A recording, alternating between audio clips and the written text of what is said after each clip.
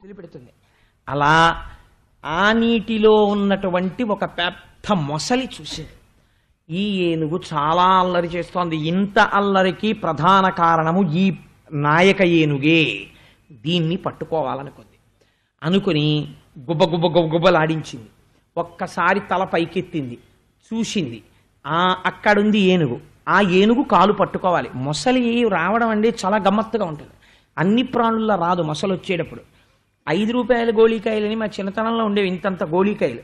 అలా కళ్ళొక్కటే ఇలా రెప్పలు తీసి నీటి మీద పెడుతుంది. పెట్టి మిగిలిన శరీరం అంతా నీటిలో పెట్టి మొప్పలో ఏవో ఇలా ఆడించదు. నిశ్శబ్దంగా నీటి మీద ఇలా వచ్చేస్తుంది తేలుతూ. వచ్చి అంత దూరంలో ప్రాణి ఉందనగా తను నీటిలో మునిగిపోతుంది. మునిగిపోయి నీటి అడుగు నుంచి వస్తుంది. నీటి అడుగు నుంచి వచ్చి ప్రాణి యొక్క కాలు పట్టుకుంటుంది. అది ఇంకేది పట్టుకోదు, కంఠం పట్టుకోదు, కాలు పట్టుకుంటుంది. ముందు శంకర భగవత్పాదులంతటి వారిని పట్టుకుంది మొసలి కాలు. అందుకని ఆ కాలు పట్టుకుంటుంది. పట్టుకోగానే అయిపోయినట్టే. ఇంకా నీటిలో మొసలి కాలు పట్టిందా, ఎంత బలమైన ప్రాణి అయినా సరే ఇహ కదలదు. అంత గమ్మత్తుగా చూసింది అది. అందుకని ఎంత వర్ణన చేశారో చూడండి పోతన గారు. గుబగుబలాడించి ఫూత్కారం చేసి నీటిని జిమ్మి తోక కొట్టి దూరం నుంచి చూసి నీటిలో మునిగి దాని కాలు ఎక్కడుంటుందో ఊహ పట్టి సరసిలో నుండి పొడగని సంభ్రమించి ఉదరి కుప్పించి లంఘించి హుంకరించి భానుకబళించి పట్టు స్వర్భానుపగిది ఒక్క మకరేంద్రుడి భరాజు నుడిసిపట్టే.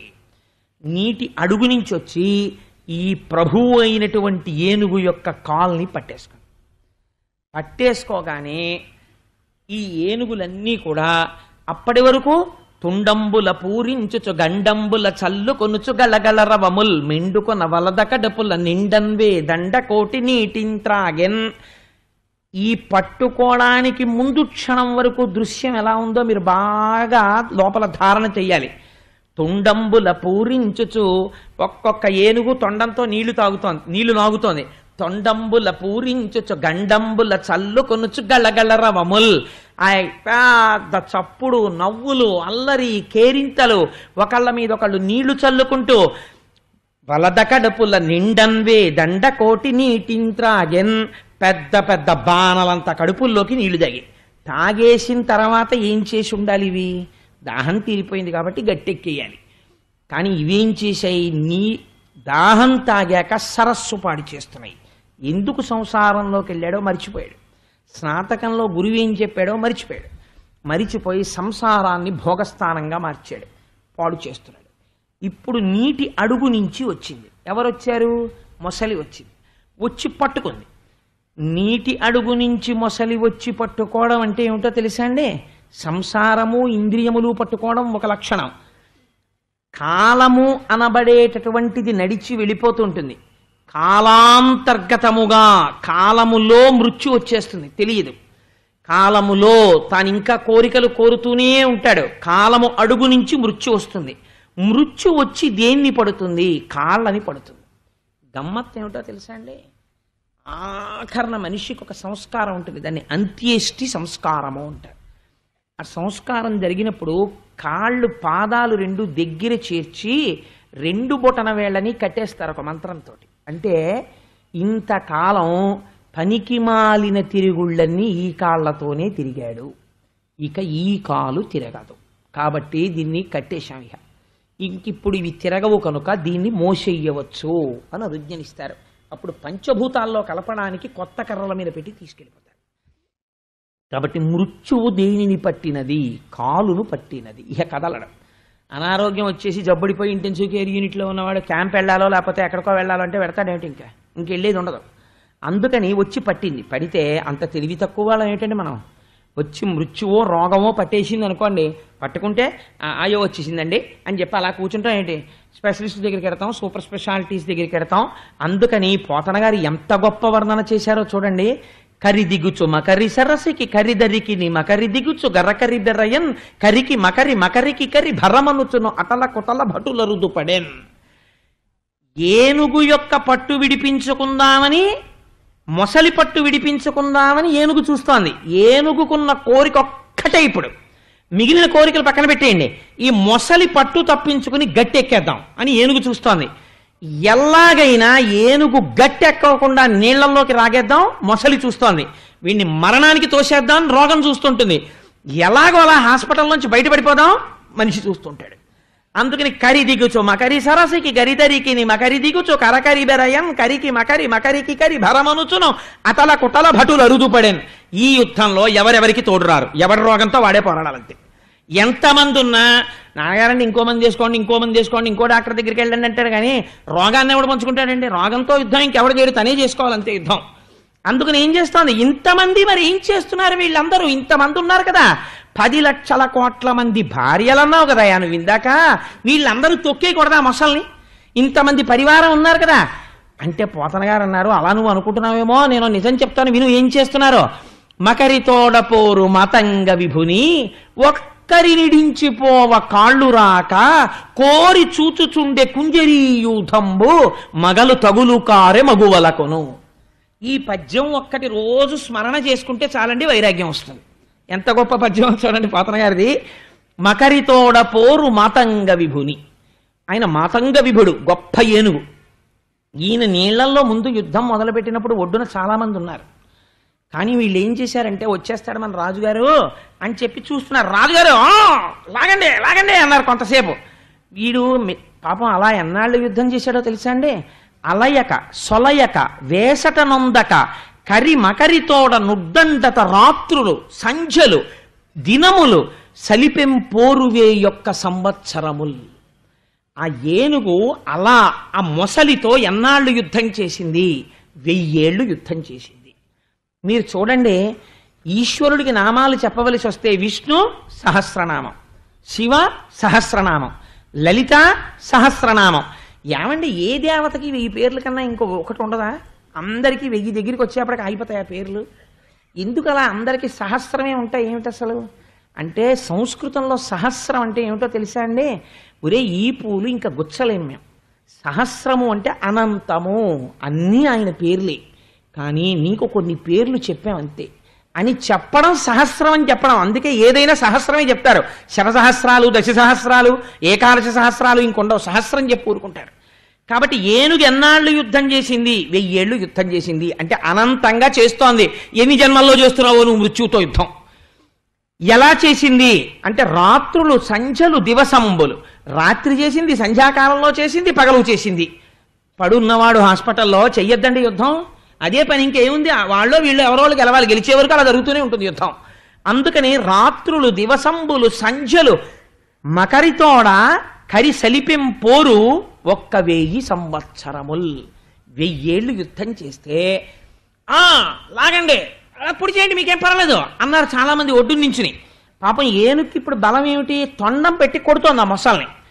కొడితే మొసలు ఏం చేసిందో తెలుసా అండి? చాలా గమ్మత్తుగా అది కొడుతుంటే నీటి మించి తొండం వెళ్ళి దాని మీద దెబ్బ తగిలితే దాని ప్రాణం పోయినట్టు అయిపోయేది మొసలికి. ఒక్కొక్క డాక్టర్ రాసిన డోసేస్కి రోగానికి కళ్ళు అలా జరుగుతాయి. కానీ అదేం చేసేదంటే, మళ్ళీ ఊపిరి పీల్చుకుని మళ్ళీ రోగం రెసిస్టెన్స్ బిల్డప్ చేసుకుని ఎలా కొట్టాలి వీడిని అని ఆలోచించింది. అది ఆలోచించి వీడి తొండం దెబ్బ తగలకూడదంటే వీడిని మనం ఒకలా చెయ్యాలి ఏనుగుని అనుకుంది. కాలు వదిలిపెట్టినట్టు వదిలిపెట్టింది. అమ్మయ్యా వదిలేసింది అనుకున్నాడు. అనుకోగానే వెనక 2 కాళ్ల మధ్యలోంచి 4 కాళ్ల మధ్యలోకి వచ్చింది. వచ్చి ఎగిరి పైకి లేచి దాని కడుపంతా కొరికేసింది. అంటే మందులు వేసుకోగా వేసుకోగా వేసుకోగా అన్నహితం పోతుంది. అలా రసం తాగలేడు, బ్రెడ్ తినలేడు, అన్నం తినలేడు. కాబట్టి ఏం చెప్తానంటే, బాబా మందులు వేసుకుని వీక్నెస్ వచ్చేస్తోంది, అన్నం అంటే రెపల్సివ్ యాటిట్యూడ్ వచ్చేసిందండి, నీరసం. మందులు వేసుకోవాలి డాక్టర్లు అంటారు, ఇక్కడ తిందామంటే వంట పట్టదు, ఏమీ తినబుద్ధి లేదు, ఎంత మంచి పదార్థమైనా తినబుద్ధి లేదు. ఆయన అలా అంటారు కానండి, తినదు తినదు తినదు అంటారు కానీ నాకు తినాలని ఉండదా? ఇంతకుముందు తినలేదా? ఇప్పుడు తినలేకపోతున్నాను నా కర్మ అంటుంది పాపం ఆవిడ. ఎందుకంటుంది అంటే, లోపల ఉన్నటువంటి వ్యగ్రత అటువంటిది. కాబట్టి ఏమవుతుంది? అది కడుపు కొరుకుతోంది, తోక కొరుకుతోంది, ఎగిరి వీపు కొరుకుతోంది, శిథిలం చేసేస్తోంది. అంటే శరీరాన్ని అంతటినీ సంధులు విరగ్గొట్టేస్తోంది. మళ్ళీ వచ్చి ఎప్పుడైనా అలాగే పోని నీరసంతో పోన్లే కొరికితే కొరికింది, ఎలాగో అలా ఒడ్డెక్కేద్దామని మెల్లిగా కాలు తీసి 2 అడుగులు వేసేటప్పటికి మళ్ళీ వచ్చి పట్టుకునేది కాలు. ఎలా పట్టుకునేదో తెలుసా అండి, ఇంకా కాలు తీయడానికి వీల్లేదు. ఇంటికి వచ్చినట్టు వస్తాడు. నేను మొన్నటి వరకు ఒక కేసు చూశాను విశాఖపట్నంలో. ఆ సూర్యకళామందిరంలో ఉపన్యాసాలు చెప్తున్నప్పుడు ఏ రోజుకి ఆ రోజే ఉపన్యాసం అయిపోతుందేమో అనుకునేవాడిని. రోజు పూజలో అమ్మవారికి నమస్కారం పెట్టేవాడిని. అమ్మ మాట ఇచ్చాను, ఈ ఉపన్యాసాలు అయిపోయే వరకు ఆవిడకి ఆయుర్దాయం పోయమ్మా అని. అలాగే మహాతల్లి బతికింది ఆవిడ. హాస్పిటల్కి తీసుకెళ్ళను, తీసుకెళ్ళిపోండి బాబాయ్, మేము ఉంచుకోం బాబాయ్, ఎందుకు తీసుకెళ్ళిపోండి, ఇంటికి తీసుకురాను, మళ్ళీ ఊపిరి వచ్చేస్తుండను, మళ్ళీ 2 రోజులు మళ్ళీ వెళ్ళిపోతుండను. ఇంత ప్రస్థానం. సరే మహాతల్లి ఊపిరి వదిలేసింది అనుకోండి, కట్టకడక ఆవిడ నాకు ఏ ఉపన్యాసాలు ఏ పనులు లేనప్పుడు వదిలింది. అది అదృష్టం. అందుని వెళ్ళిపోక తప్పదు. కానీ అప్పుడు కూడా ఒకరికి అపకారం చేయకుండా వెళ్ళడం గొప్పతనం. అందుచేత ఆ ఆశ్చర్యకరమైనటువంటి సంఘటన ఏం జరిగిందంటే, ఏనుగు ఇలా యుద్ధం చేస్తున్నప్పుడు ఒక చిత్రమైనటువంటి విషయం జరిగింది. తన దంతములు పెట్టి నొక్కుతోంది ఏనుగు, దొరకకుండా తప్పుకుంటోంది మొసలి. ఇలా యుద్ధం జరుగుతుండగా చాలామంది ఇప్పటి వరకు గట్టు మీద ఉన్నారు. వీళ్ళందరూ అన్ని పనులు మానేశారు, గట్టు మీద కొన్నాళ్ళు నించున్నారు. వీళ్ళందరూ ఏమన్నారో తెలుసా అండి, ఒక్కొక్కడు మళ్ళీ నేను ఒక 2-3 రోజుల్లో కనిపిస్తానండి అని. అంతగా ఏమైనా అవసరం ఉంటే ఫోన్ చేయండి సుమా, మీరేం మొహమాట పడద్దు, రాత్రి పగలు ఏమైనా అనుకుంటారేమోనని. మీకు ఏ అవసరం ఉన్నా సరే తప్పకుండా ఫోన్ చేయండి, వెంటనే వచ్చేస్తానంటాడు. అంటే ముందు ఇక్కడి నుంచి వెళ్ళిపోవడానికి. ఎందుకని ఎన్నాళ్ళు ఉంటాం సెలవు పెట్టుకుని. ఈయనేమో తేల్చడో అటో ఇటో, అదో గమ్మత్తైన మాట ఆయన చేతిలో ఉందండి. కళ్ళకి కట్టినట్టు చూపించారు లైవ్ టెలికాస్ట్. పోతన గారు నీకదేరా గజం అంటే అని. అందుకని ఏమంటారంటే, వీళ్ళందరూను కొడుకు మాట్లాడే మాట అందరికన్నా చాలా గమ్మత్తుగా ఉంటుంది. అమ్మ నాకు ఈ మధ్యనే కదా అమ్మ ప్రమోషన్ వచ్చింది, ప్రొబేషన్లో ఉన్నాను, నీకు తెలుసు కదా అసలు సెలవు పెట్టకూడదు, మా బాస్కి ఏదో చెప్పి వచ్చేసానమ్మా, వారం రోజులు అని చెప్పాను, 15 రోజులు అయిపోయింది, 20 రోజులు అయిపోయింది, నెలలాళ్ళు అయిపోయింది, ఇంకా నాకు లీవ్ గ్రాంట్ అవ్వదు, ప్రమోషన్ కూడా పోతుందేమో. నాన్నగారు పాపం పెద్దవారు అయిపోయారు, మహానుభావుడు పెంచి పెద్ద చేశారు, ఇంతకన్నా ఏం చెయ్యాలైనా సరే, ఒకవేళ అంతకా ఏదైనా అయితే నాకు ఫోన్ చేయమా, వెంటనే వచ్చి. అంతకా ఏమైనా అయితే అంటే ఏమిటండి, అంత అందమైన పడికట్టు మాటలు కొన్ని ఉంటాయి. అంటే వాడు వెగటుగా చెప్పలేక అంత గుంభనంగా మాట్లాడతాడు. మాట్లాడి అందరూ వెళ్ళిపోయారు. ఒరే ఇంతకు ముందు ఇంతమంది ఉన్నారా ఏనుగు వెనకాల, ఇప్పుడు ఎవరున్నారో తెలుసా, ఒక్క భార్యలే ఉన్నారు. ఎక్కడున్నారు వాళ్ళు? వాళ్ళు నీళ్ళల్లో దిగలేదు. వాళ్ళు లోపలున్న రోగంతో వాళ్ళు యుద్ధం చేయలేరు. ఆవిడేం చేస్తుంది, బత్తాయి రసం ఇస్తుంది, దానిమ్మ రసం ఇస్తుంది అంతే. ఈయన హాస్పిటల్లో ఉంటే మహాతల్లికి నేల మీద పడుకోకూడదు అన్నా సరే ఆ కొంగు వేసుకుని నేల మీద పడుకుంటుంది.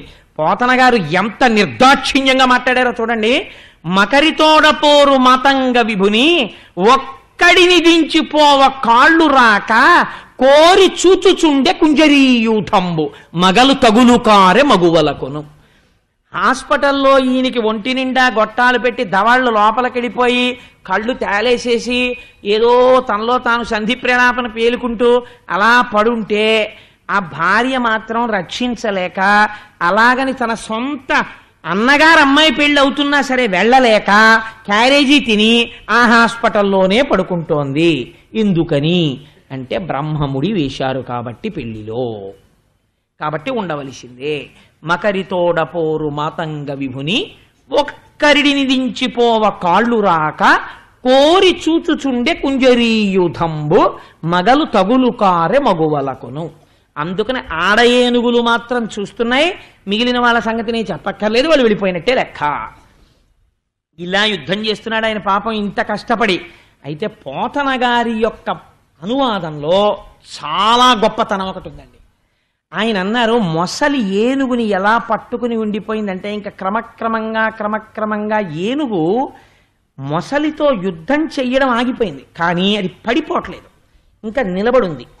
ఇప్పుడు ఈ ఏనుగు ఒంట్లో ఉన్న నెత్తురంతా కారిపోయే వరకు పళ్ళతో కటకటకటకట ఏనుగు యొక్క కాలు తినేస్తోంది మొసలి.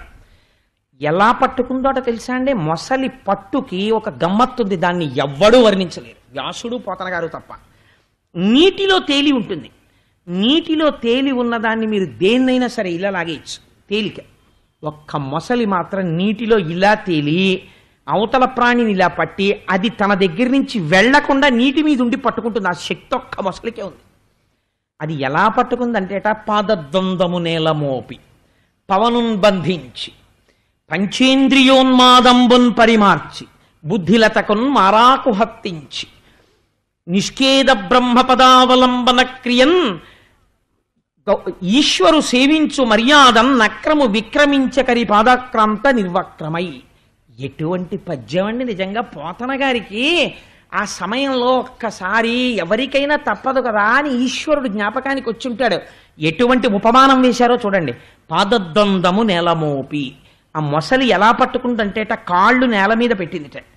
పాదద్వందము నేలమోపి పవనున్ బంధించి, రక్తం తాగుతోంది అందుకని గాలి పీల్చట్లేదు, పవనున్ బంధించి పంచేంద్రియోన్మాదంబున్ పరిమార్చి. ఇలాంటి పని ఎవరు చేస్తారు? యోగి కూడా చేస్తాడు. అంటే కాళ్ళు పట్టుకుని నెత్తురు తాగి కాదు, భూమి మీద కూర్చుని కుంభకం చేసి ఊపిరి నిలబెట్టి ఇంద్రియాల యొక్క అలజడిని అరికట్టి బుద్ధిలతకు మరాకు హత్తించి ఇప్పటి వరకు లోకమును చూసిన వాడు ఈశ్వరుడు యొక్క పాదములను ధ్యానములో దర్శనము చేస్తూ గట్టిగా పాదాలు పట్టుకుని ఉండిపోయినట్టుగా నిష్కేద బ్రహ్మ పదావలంబన క్రియన్ వర్తించు యోగీశు మర్యాదం నక్రము విక్రమించ పాదాక్రాంత నిర్వక్రమై.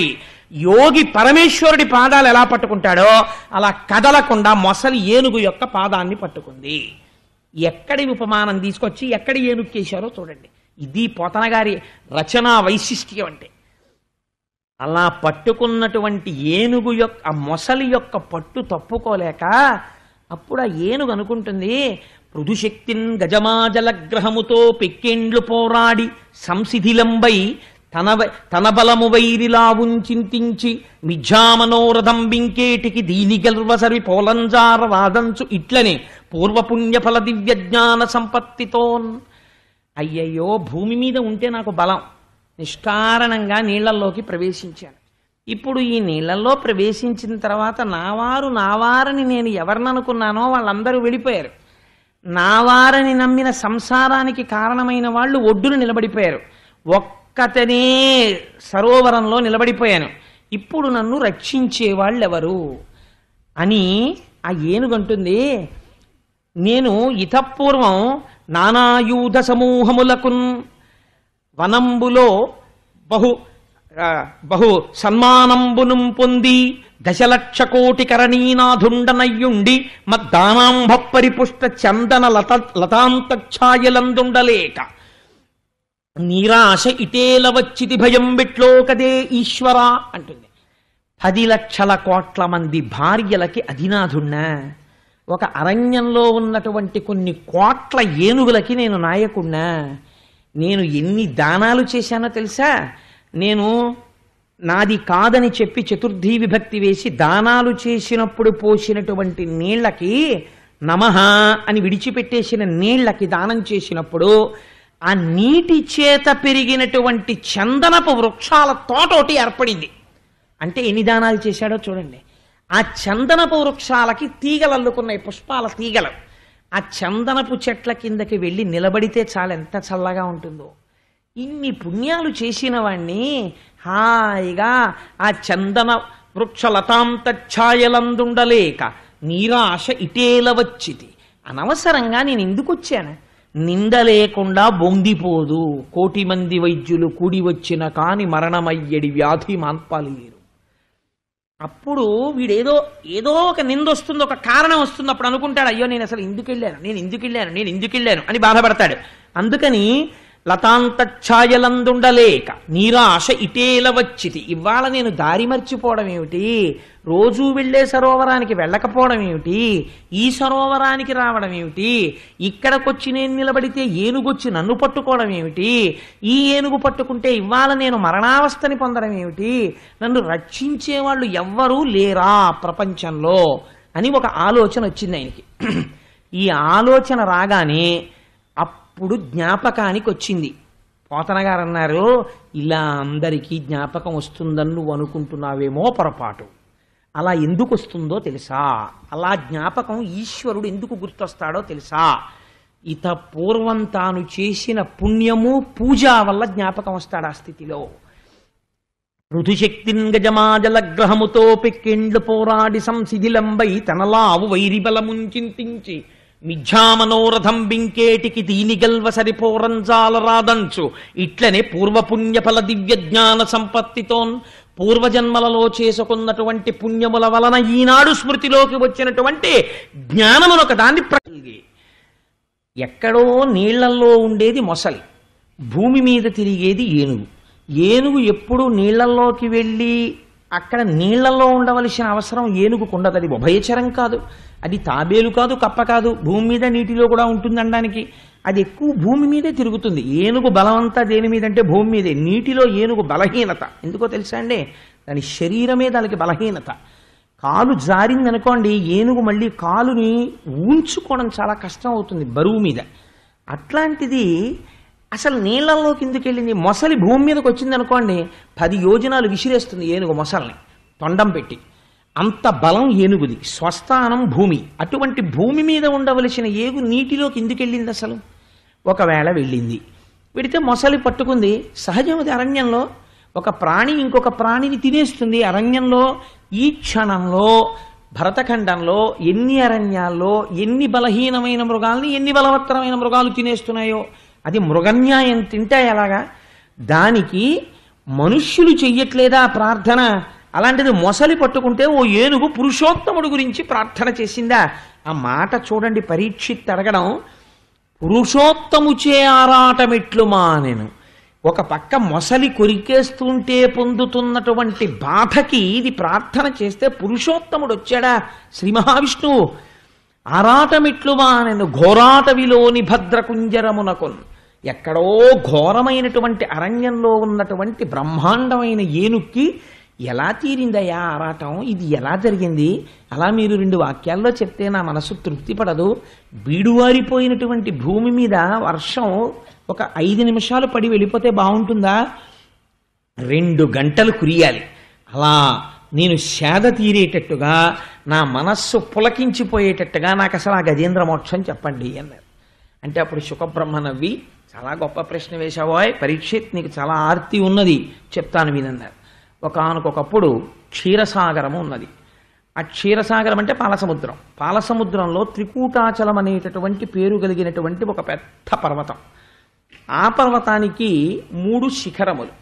ఒక శిఖరము బంగారముతో చేయబడింది, ఒక శిఖరము వెండితో చేయబడింది, ఒక శిఖరము ఇనుముతో చేయబడింది. ఈ 3 లోహములతో చేయబడినటువంటి శిఖరములు కలిగినటువంటి ఈ త్రికూటాచలమునందు ఎన్ని రకాల వృక్షాలో పెరుగుతుండేవి, ఎన్ని రకాల తీగలో పెరుగుతుండేవి, ఎన్ని రకాల పళ్ళో పండుతుండేవి, ఎన్ని పుష్పములో పరిమళిస్తూ ఉండేవి, ఎన్నో సరోవరములు ఉండేవి. ఆ సరోవరములలో అరవిరిసినటువంటి పద్మముల నుంచి బయటపడినటువంటి కింజిల్కములు, ఆ పుప్పొడి ఆ కేసరముల నుంచి రాలి నీటిలో కలిసేది. కలిస్తే మనం వెంకటేశ్వర స్వామి వారికి సుప్రభాతంలో చెప్తామే, ఏలా లవంగ ఘనసార సుగంధి తీర్థం దివ్యం వియచ్చరితి హేమ ఘటేషు పూర్ణం ధృత్వాద్యవైదిక శిఖామణయ ప్రహృష్ణా తిష్టంతి వెంకటపతే తవ సుప్రభాతం అంటాం. ఏలా లవంగ ఘనసార సుగంధి తీర్థం. స్వామి నువ్వు తాగుతావని అర్చక శిఖామణులు స్నానం చేసి ఊపిరి తగలకుండా బట్ట కట్టుకుని యాలుకల యొక్క గుండ కలిపినటువంటి నీటిని మంచి తీర్థం తయారు చేసి అక్కడ పెట్టారు. దివ్యం వియచ్చరితి హేమ ఘటేషు పూర్ణం బంగారు పాత్రలతో అక్కడ పెట్టారు. ఈశ్వర నిద్రలేచి ఆ పానీయమును సేవించు అంటారు. అలా అక్కడ ఉన్నటువంటి సరోవరాల్లో నీరు తాగుదామని ఎవరైనా విడితే ఆ ఒడ్డున ఉన్నటువంటి చెట్లు ఇలా నీళ్ల మీదకి వంగి అనేకమైనటువంటి ఫలములు పండి ఉండేవిట.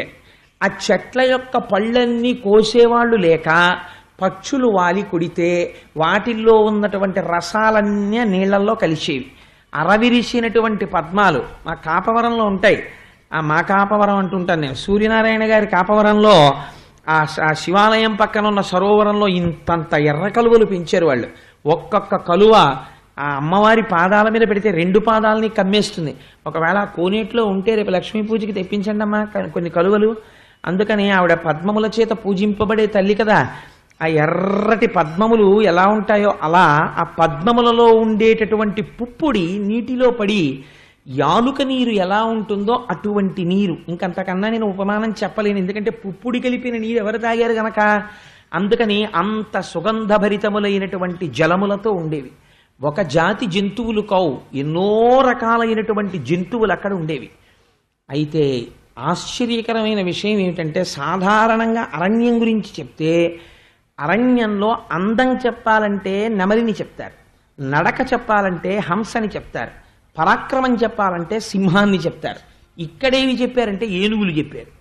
ఈ కథలో అన్నారు పోతన గారు, తలగవు కొండలకైనను మలగవు సింగములకైన మార్పును కరిమిన్ గలగవు పిడుగులకైనను ఇలబల సంపన్న వృత్తి ఏనుగు గున్నల్.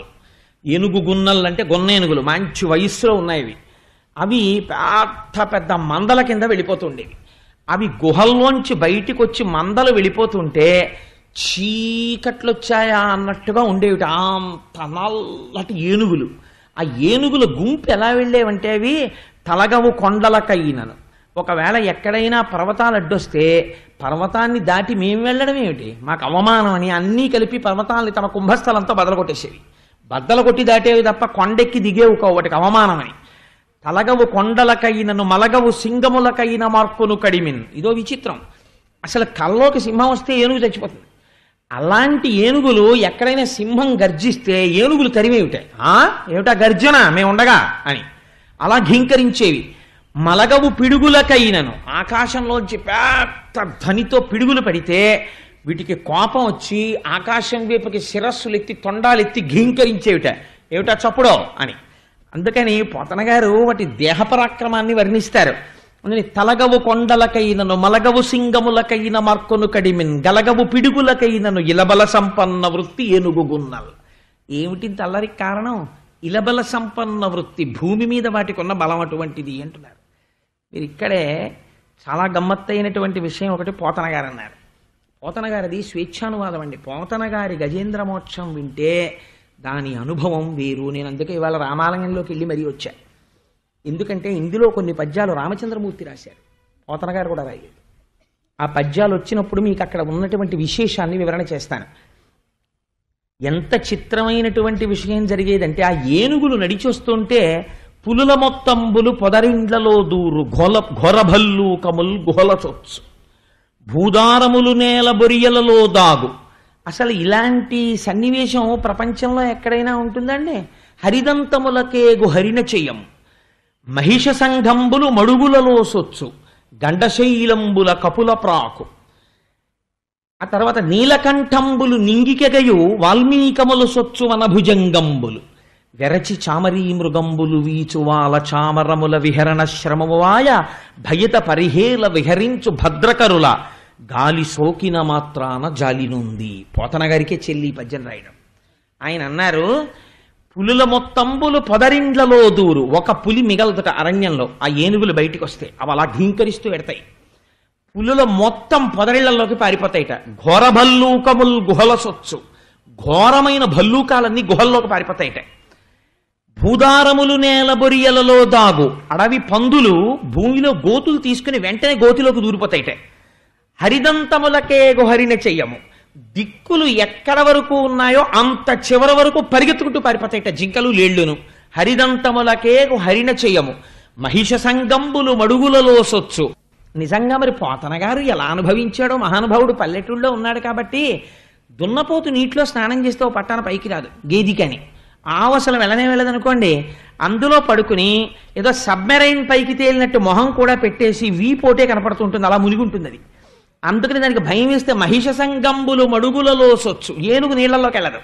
అందుకని దున్నపోతు నీళ్లలో దూరిపోయిందిటే. గండశైలంబుల కపుల ప్రాకు, కోతులు అవి పెద్ద పెద్ద రాళ్ళు ఎక్కడుంటే రాళ్ల మీదకి ఎక్కేసి అక్కడ కూర్చుని చూస్తున్నాయి వస్తున్న ఏనుగుల్ని. గండశైలంబుల కపుల ప్రాకు వాల్మీకముల సొచ్చు వన భుజంగంబులు, పెద్ద పెద్ద పావులు భయపడిపోయి గబగబగబగబా ఎక్కడ కనపడితే అక్కడ పుట్టల్లోకి పారిపోయేవిట. నీలకంఠంబులు నింగికెగయు, నెమలి సాధారణంగా ఎక్కువ పైకి ఎగరదు. దానికి ఎందుచేత అంటే వెనకాల ఉండేటటువంటి ఆ పుచ్చము చాలా పెద్దది ఉంటుంది. అందుకని ఏదో మహా ఎగిరితే ఓ చెట్టు మీద వరకు ఎగురుతుంది. నెమలి ఆకాశం మీదకి ఎగిరిపోయింది. అంటే భయంతో ఉన్నవాడు 80 ఏళ్ల ముసలాయనే గేది పొడిచింది అనుకోండి దూకేస్తాడు. ఎక్కడి నుంచి వచ్చింది బలం అంటే భయంలోంచి వచ్చింది. అందుకని నీలకంఠంబులు నింగికెగయు, నెమళ్ళు ఆకాశంలోకి ఎగిరిపోయేట. నీలకంఠంబులు నింగికెగయు. అసలు ఆశ్చర్యకరమైనటువంటిది ఏమిటో తెలుసా అండి ఆ పద్యంలో? వెరచి చామరీ మృగంబులు వీచువాల చామరముల విహరణ శ్రమమువాయ భయద పరిహేల విహరించు భద్రకరుల గాలి సోకిన మాత్రాన జాలినుంది. మనం ఈశ్వరుడికి చామరం బీజయామి అని ఒక సేవ చేస్తాం. చామరం ఎందుకు వేస్తారు చెప్పండి? ఛత్రం ధారయామి, గొడుగు పడతారు. ఓ విషినికర్ర పెట్టి విసరచ్చు కదా స్వామివారికి, అలా విసర్రు. అసలు మీకు ఒక విచిత్రమైన విషయం చెప్పనండి. విషినికర్ర పెట్టి ఈశ్వరుడికి విసిరితే ఎలా విసురుతారో తెలుసా? పట్టుగుడ్డతో చేసినటువంటి విసినికర్ర చేసి సాంబ్రాణి పొగ మీద దాన్ని గమ్మత్తుగా అటు ఇటు పట్టి విసురుతారు. ఆ అందం చూడాలి సేవ చేసినప్పుడు. ఆ పొగ పట్టుగుడ్డ విసినికర్రకి పట్టుకుని ఇది విసురుతున్నప్పుడు ఆ సాంబ్రాణి ఆయన మీదకి ఎడుతుంది. అంత జాగ్రత్తగా వేస్తారు సాంబ్రాణి. ధూపం వేసినప్పుడు అంత అందంగా వేయాలి. ఒక్కసారి అలా ముక్కు దగ్గర చూపించి ఇలా తీసేయాలి. ఓహ్ గిరగిర గిరగిర తిప్పుతూ ఉంటారు దాన్ని. అందుకే అర్చన అన్నది ఒక కళ, ఈశ్వరుడిని అర్చించడం. చంద్రశేఖర పరమాచార్య స్వామి వారు పూజ చేస్తుంటే పసిపిల్లలు అలా ఉండిపోయేవారట. పరమాచార్య స్వామి అసుర సంధ్య వేళలో ఒకసారి పీఠార్చన చేస్తున్నారు. జనం కనుచూపు మేర కూర్చుని ఉన్నారు. ఇక్కడ ఆయన పీఠార్చన చేస్తుంటే ఎక్కడో అదేదో పెద్ద హోటల్ ఉంది అక్కడ, ఆ హోటల్ వరకు ఉన్నంత జనంలో ఒక తల్లి పక్కన కూర్చున్నటువంటి ఒక పిల్ల, అమ్మ శారదాదేవికి కట్టిన పట్టుచీర ఎంత బాగుందోనే, అమ్మ నాకు ఆ పట్టుచీర ఇప్పించవే, నాకు ఆ పట్టుచీర ఇప్పించవే అంటోంది. నోరు ముయ్యి అంటూ పూజ అయ్యే వరకు కూర్చోబెట్టుకుంది ఆవిడ. పూజ అయిపోయింది, వరుసగా వచ్చి తీర్థం తీసుకుని వెళ్ళిపోతున్నారు. ఇంత నోరు నొక్కి ఈ పిల్లని తీసుకుని వస్తోంది. తీరా దగ్గరికి వెళ్ళాక చీర కావాలంటుందేమో అని. చంద్రశేఖర పరమాచార్య స్వామి వారు ఆయన పూజ, ఆయన నిష్ఠ, ఆయన సన్యాసం అంటే ఎటువంటివో తెలుసా అండి? ఆ పిల్ల అక్కడ దాకా రాగానే ఆ పిల్ల నోరు విప్పలేదు, తల్లి నోరు విప్పలేదు. తీర్థం ఇస్తున్న పరమాచార్యుల వారు పాత్ర అక్కడ పెట్టేసి శారదాదేవి పాదాలకు నమస్కరించి ఆవిడికి కట్టిన పట్టుచీర విప్పి చుట్టి కళ్ళకద్దుకుని ఆ పిల్ల చేతుల్లో పడేశారు. అది చంద్రశేఖర పరమాచార్య స్వామి. ఆయన త్రికాలవేది, అన్నీ తెలుసు మహానుభావుడికి. ఈశ్వరుణ్ణి అందుకే నడిచే దేవుడిని పేరు పొందారు మహాపురుషుడు. సరే, అందుచేత చామరం వేస్తాం మనం ఈశ్వరుడికి. చామరం ఎందుకు వేస్తాం చెప్పండి? చాలామంది తెలియక చామరం ఇటు పట్టుకుంటారు. అలా పట్టుకోకూడదు చామరాన్ని ఎప్పుడు కూడా. చామరం ఒకళ్ళు వేసి ఒకళ్ళకి ఇవ్వవలసి వస్తే దాన్ని పిడి పట్టుకునే హ్యాండిల్ పక్క వాళ్ళకి ఇవ్వాలి తప్ప చామరం తాలూకా వెంట్రుకల్ని పట్టుకోకూడదు. అవి వెంట్రుకలు. చామరీ మృగము అనబడేటటువంటి మృగము యొక్క వెంట్రుకలవి. అవి చిత్రం ఒకటి ఉంటుంది ఆ చామరీ మృగానికి. దాని వెంట్రుకలతో చామరం చేసి ఈశ్వరుడికి ఇలా వేస్తే ఎంత అలసిపోయిన వాడైనా సరే ఆయన అలసటంతా పోతుంది ఒక్క చామరీ మృగం వెంట్రుకలతో విసిరితే. అందుకే ఈశ్వరుడికి సేవలన్నిటిలో గొప్ప సేవ ఏదో తెలుసా అండి? చామరం వీజయామి. ఆ చామరం వేయడమే గొప్పది. అంత అందంగా వెయ్యాలి ఆ చామరం వేసినప్పుడు. అందుకే అది ఇలా తగిలితే చాలు గాలి, కొన్ని కోట్ల జన్మల పుణ్యం. ప్రతి ఇంట్లో చామరం ఉండాలి అసలు. సరే, అందుచేత ఇక్కడ ఏనుగులకి చామరం ఎలా వేశారో తెలుసా అండి? అవి భయద పరిహేల విహరించు భద్రకరుల గాలి సోకిన మాత్రాన జాలి నుండి చామరీ మృగం వెంట్రుకల గాలి సోకితే ఈశ్వరుడి కలతట తీరుతుంది. ఈ ఏనుగుల యొక్క విహారం చూసి వీటి భయంకరమైనటువంటి ఆ విహారము యొక్క గాలి సోకగానే ఏనుగులన్నీ నిలబడితే చామరీ మృగాలన్నీ వచ్చి వాటి చుట్టూ నిలబడి వాటి తోకలెత్తి, వాటి తోకలకుంటాయి వెంట్రుకలు, ఆ తోకలతో వాటికి విసిరేవిట. వెరచి చామరీ మృగంబులు వీచువాల చామరముల తమ తోకలనే చామరాలతో విసిరేవిట. ఎంత గొప్ప సేవలు అందుకున్నాయో చూడండి ఆ ఏనుగులు. మరి అటువంటి ఏనుగులకి అధినాయకుడు ఒక ఆయన ఉండేవాడు. మరి ఆయన ఎంత గర్వంగా ఉంటాడండి ఇంకా ప్రపంచంలో. ఇలాంటి స్థితి అయితే ఏమండి మీరు ప్రారంభించేటప్పుడు మన కథ అన్నారు, మరి ఏనుగు కథ చెప్తున్నారు కదా అని మీకు అనుమానం రావచ్చు. మన కథ అని ఎలా నిరూపించవచ్చు అంటే, క్షీరసాగరంలో త్రికూటం ఉంది. క్షీరసాగరం అంటే ఈశ్వరుడు. ఈశ్వరుడు ఎక్కడున్నాడు? ఇక్కడే. నీవారసూకవత్తన్వి పీతాభాస్వత్యనూపమ. రోజు చెప్తున్నాం కదా, ఇక్కడే ఉన్నాడు ఈశ్వరుడు హృదయ గుహలో. ఇక్కడ ఉన్నటువంటి ఈశ్వరుణ్ణి ఆధారం చేసుకుని ఈ శరీరం అంతా ఉంది. ఇదే త్రికూటాచలం. దీనికి 3 శృంగములు ఉన్నాయి, 3 కొమ్ములు. అవే బంగారు శిఖరము, వెండి శిఖరము, ఇనప శిఖరము. ఇవే సత్వగుణము, రజోగుణము, తమోగుణము. సత్వగుణం ఉన్నప్పుడు కాస్త భక్తిగా ఉంటాడు, ప్రశాంతంగా ఉంటాడు. రజోగుణం ఉన్నప్పుడు కోరికలతో ఉంటాడు. తమోగుణం ఉన్నప్పుడు నిద్రపోతూ ఉంటాడు. కాబట్టి ఈ 3 గుణాలు, లేదా జాగృత స్వప్న సుషుప్తి 3 అవస్థలు, ఈ 3 అవస్థలతోటి తిరుగుతుంటాడు. ఎప్పుడు ఈ 3 శిఖరాల మీద తిరుగుతుంటాడు. ఇక్కడే ఎన్నో ఉద్యానవనాలు, సరోవరాలు, పద్మకింజిల్కాలు, పళ్ళు, చిలకల కొట్టడాలు, అంటే భోగాలన్నీ ఇక్కడే ఉన్నాయి. మామిడికాయలు వచ్చేటప్పటికి ఆవకాయ ఎట్టుకుందామా, మాగాయ ఎట్టుకుందామా, తొక్కుడు పచ్చడి ఎట్టుకుందామా, నూపిండి ఆవకాయ ఎట్టుకుందామా, కాయ ఆవకాయ పెట్టుకుందామా, ఒక్క నాలుక రుచి కోసం ఒక మామిడికాయని ఎన్ని రకాలుగా మారుస్తారో చూడండి. ఎక్కడి నుంచి వచ్చాయి అవన్నీ బయట లేవు, ఇక్కడ ఉన్నాయి ఆ కోరికలన్నీ. అందుకని భోగస్థానములన్నీ ఇక్కడ ఉన్నాయి. ఇవి తృప్తి పడితేనే తృప్తి. అందుచేతనే ఇక్కడ ఈ త్రికూటాచలంలోనే అన్నీ ఉన్నాయి. ఇది తిరుగుతున్నవాడు ఎవరు? జీవుడు తిరుగుతున్నాడు. ఈశ్వరుని యొక్క భక్తితో లేకుండా కేవలము నా అంతటి వాణ్ణి నేనన్న స్థితితో తిరుగుతున్నాడు. ఇదే ఏనుగులు తిరగడం. ఇలా తిరుగుతున్నటువంటి ఏనుగులకి దాహం వేసింది. అంటే ఇవి సంసారంలో ప్రవేశించాయి. ప్రతి మనిషికి ఒక వయస్సు వచ్చిన తరువాత ఈశ్వరానుగ్రహంగా కొన్ని లక్షణములు ఏర్పడతాయి. అవి ధర్మబద్ధం చేసుకుని ఆ కోరిక తీర్చుకోవడానికి సంసార ప్రవేశం చేస్తాడు గృహస్థాశ్రమంలోకి. అందుకని అది నీటి మడుగులో నీరు దాహం తీర్చుకోవడానికి వెళ్ళింది. గృహస్థాశ్రమంలోకి వెళ్ళిన వాడు ఎందుకు వెళ్ళాలి గృహస్థాశ్రమంలోకి అంటే ధర్మపత్నిని పొందుతున్నాడు. ఇద్దరూ కలిసి ధార్మిక కార్యక్రమాలు చేసి ఈయన్ని ఆవిడ తరింప చేసుకోవాలి, కర్దమ ప్రజాపతి దేవహూతిలాగా.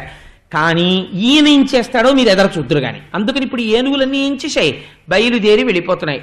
పోతన గారు అన్నారు, ఈయనొక్కడు దారి తప్పాడు కొన్ని ఏనుగులతో అన్నారు. ఎందుకు దారి తప్పాడు? మరి రోజూ తిరుగుతున్న అరణ్యమే కదా అన్నారు. ఎందుకు దారి తప్పాడో మేము చెప్తాను చూడండి అన్నారు వ్యాసుల వారు. ఆ ఏనుగు రాజు, దానికి భార్యలు ఎంతమందో తెలుసా అండి? కొంచెం జాగ్రత్తగా వినండి మీరు ఆ సంఖ్య. ఆ ఏనుగు యొక్క భార్యల సంఖ్య 10 లక్షల కోట్లు. అంతమంది భార్యలు పరివేష్టించున్నారు ఆ ఏనుగుని. ఆ ఏనుగుకి భార్యలు అంతమంది ఉంటే ఇంకా బంధువులును అయినవారు, స్నేహితులు, రాజు కాబట్టి పరివారము, వీళ్ళు ఎంతమంది ఉండుంటారో మీరు ఆలోచించండి. జీవుడు ఒక్కడే ఎంతమంది భార్యలు, ఎన్ని శరీరాలు ఎత్తాడో లేరు. 10 లక్షల కోట్ల మంది భార్యలు.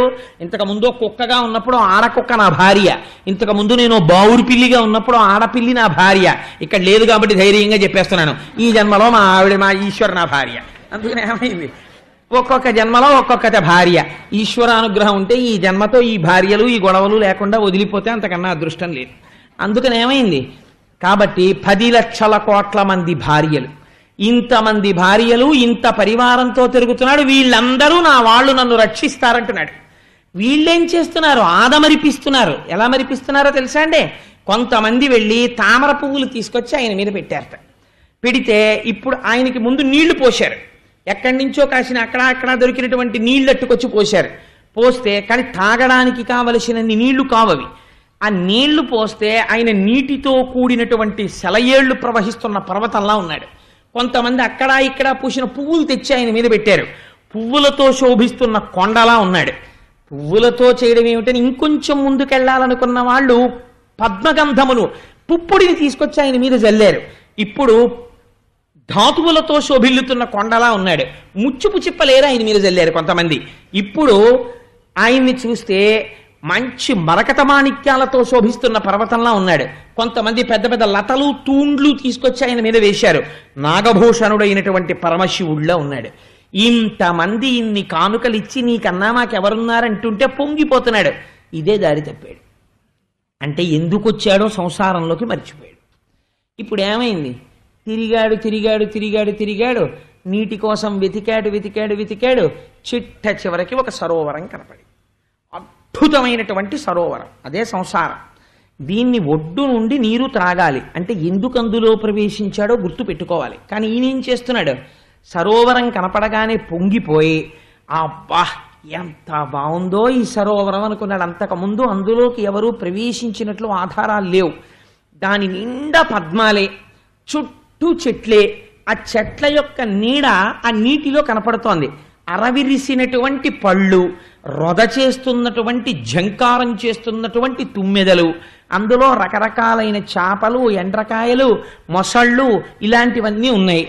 అంత నీటిని చూడగానే పొంగిపోయింది ఆ ఏనుగు.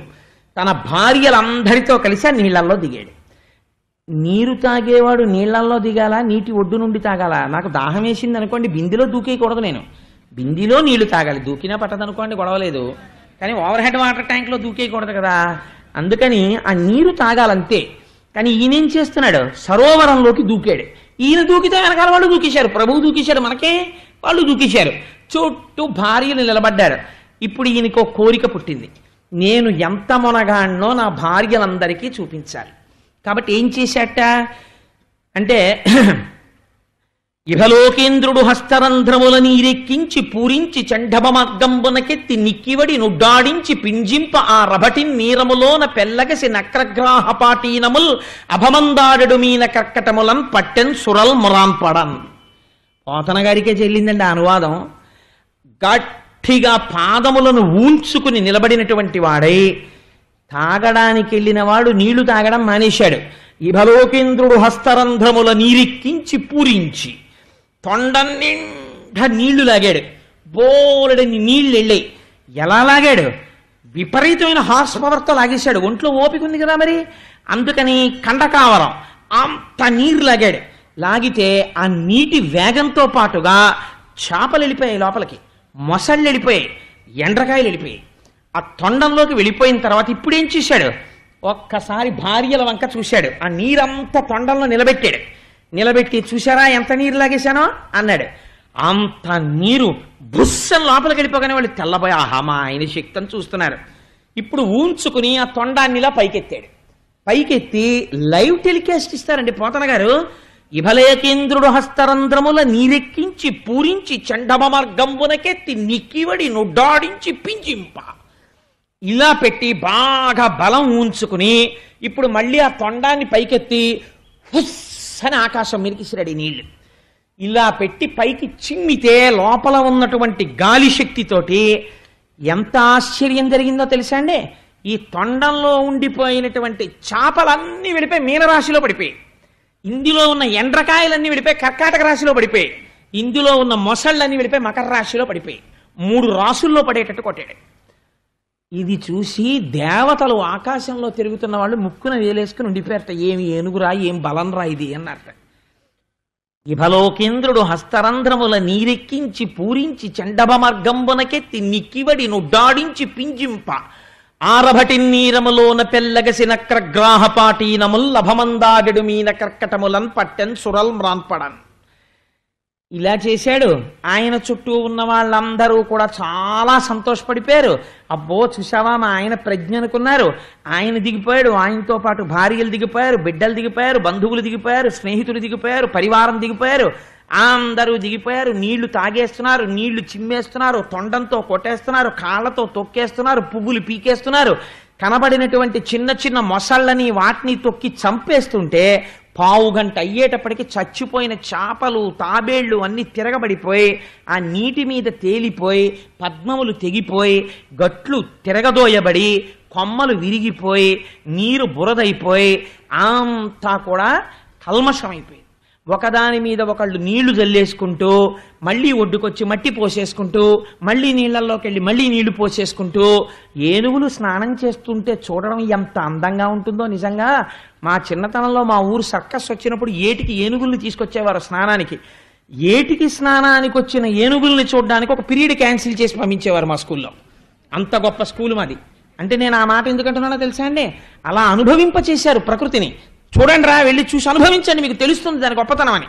మేమందరం ఏటిగట్టెక్కి కూర్చుంటే ఆ ఏనుగులన్నీ వచ్చి ఏట్లో స్నానం చేసి ఘీంకారాలు చేసుకుంటూ ఆడుకుంటూ ఇసుక ఒడ్డుకొచ్చి ఇసుక తీసుకుని మళ్ళీ ఇలా పోసేసుకుని మళ్ళీ వెళ్ళి మళ్ళీ స్నానం చేసేసి ఆ ఒడ్డుకొచ్చి ఇలా పడుకుని అవి ఆడుకుంటుంటే గంటల గంటలు చూసి చీకటి పడిపోయిన తర్వాత ఆ మెళ్ళో గంటలు టాంగ్ టాంగ్ అని మోగుతూ మామటి వాళ్ళు హాయ్ హాయ్ అంటుంటే మళ్ళీ ఏనుగులన్నీ నడిచి వెళ్ళిపోతుంటే వాటి కాలు వంక చూసి వాటి గోళ్ళు వంక చూసి దాని తొండం వంక చూసి దాని వీపు వంక చూసి మేము పొంగిపోయి వచ్చేవాళ్ళం. ఎదర గజేంద్ర మోక్షం చెప్పాలని ఈశ్వరుడు ఏనుగుల్ని బాగా చూపించాడేమో నాకు.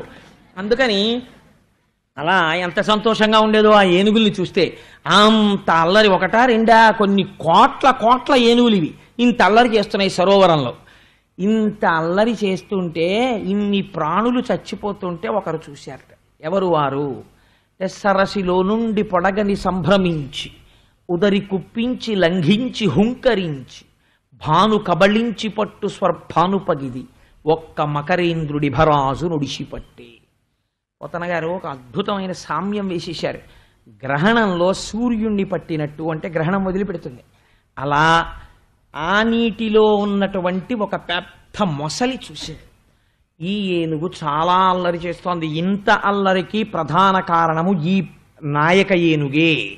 దీన్ని పట్టుకోవాలనుకుంది. పూర్వజన్మలలో చేసుకున్నటువంటి పుణ్యముల వలన ఈనాడు స్మృతిలోకి వచ్చినటువంటి జ్ఞానమునొక దాన్ని ప్రకటన చేయుచున్నది ఏనుగు. ఏమి చేసింది అంటే, దీన్ని సంస్కృతంలో వ్యాస భగవానుడు కొన్ని శ్లోకములను ఇచ్చాడు. ఆ శ్లోకాలకి పెద్దలు ఏం చెప్తారంటే, అన్నిటికన్నా ఇంట్లో అపారమైనటువంటి అశౌచముతో కూడినది ఏది, ఎప్పుడూ కూడా ఏ వస్తువుని పెట్టకూడదేదో తెలుసా అండి. ఎట్టి పరిస్థితులలో దేని మీద కూర్చుని తాగడం కాని తినడం కాని చెయ్యకూడదో, కనీసం దాని మీద పడుకుని మాత్ర కూడా వీలైతే వేసుకోకూడదో, ఆ వస్తువునకే మంచమని పేరు. మంచం అనేటటువంటి దాని మీద ఏ పూజనీయమైన వస్తువుని పెట్టకూడదు. ఎవ్వరూ కూడా మంచం మీద కూర్చుని తినడం కానీ తాగడం కానీ చెయ్యకూడదు.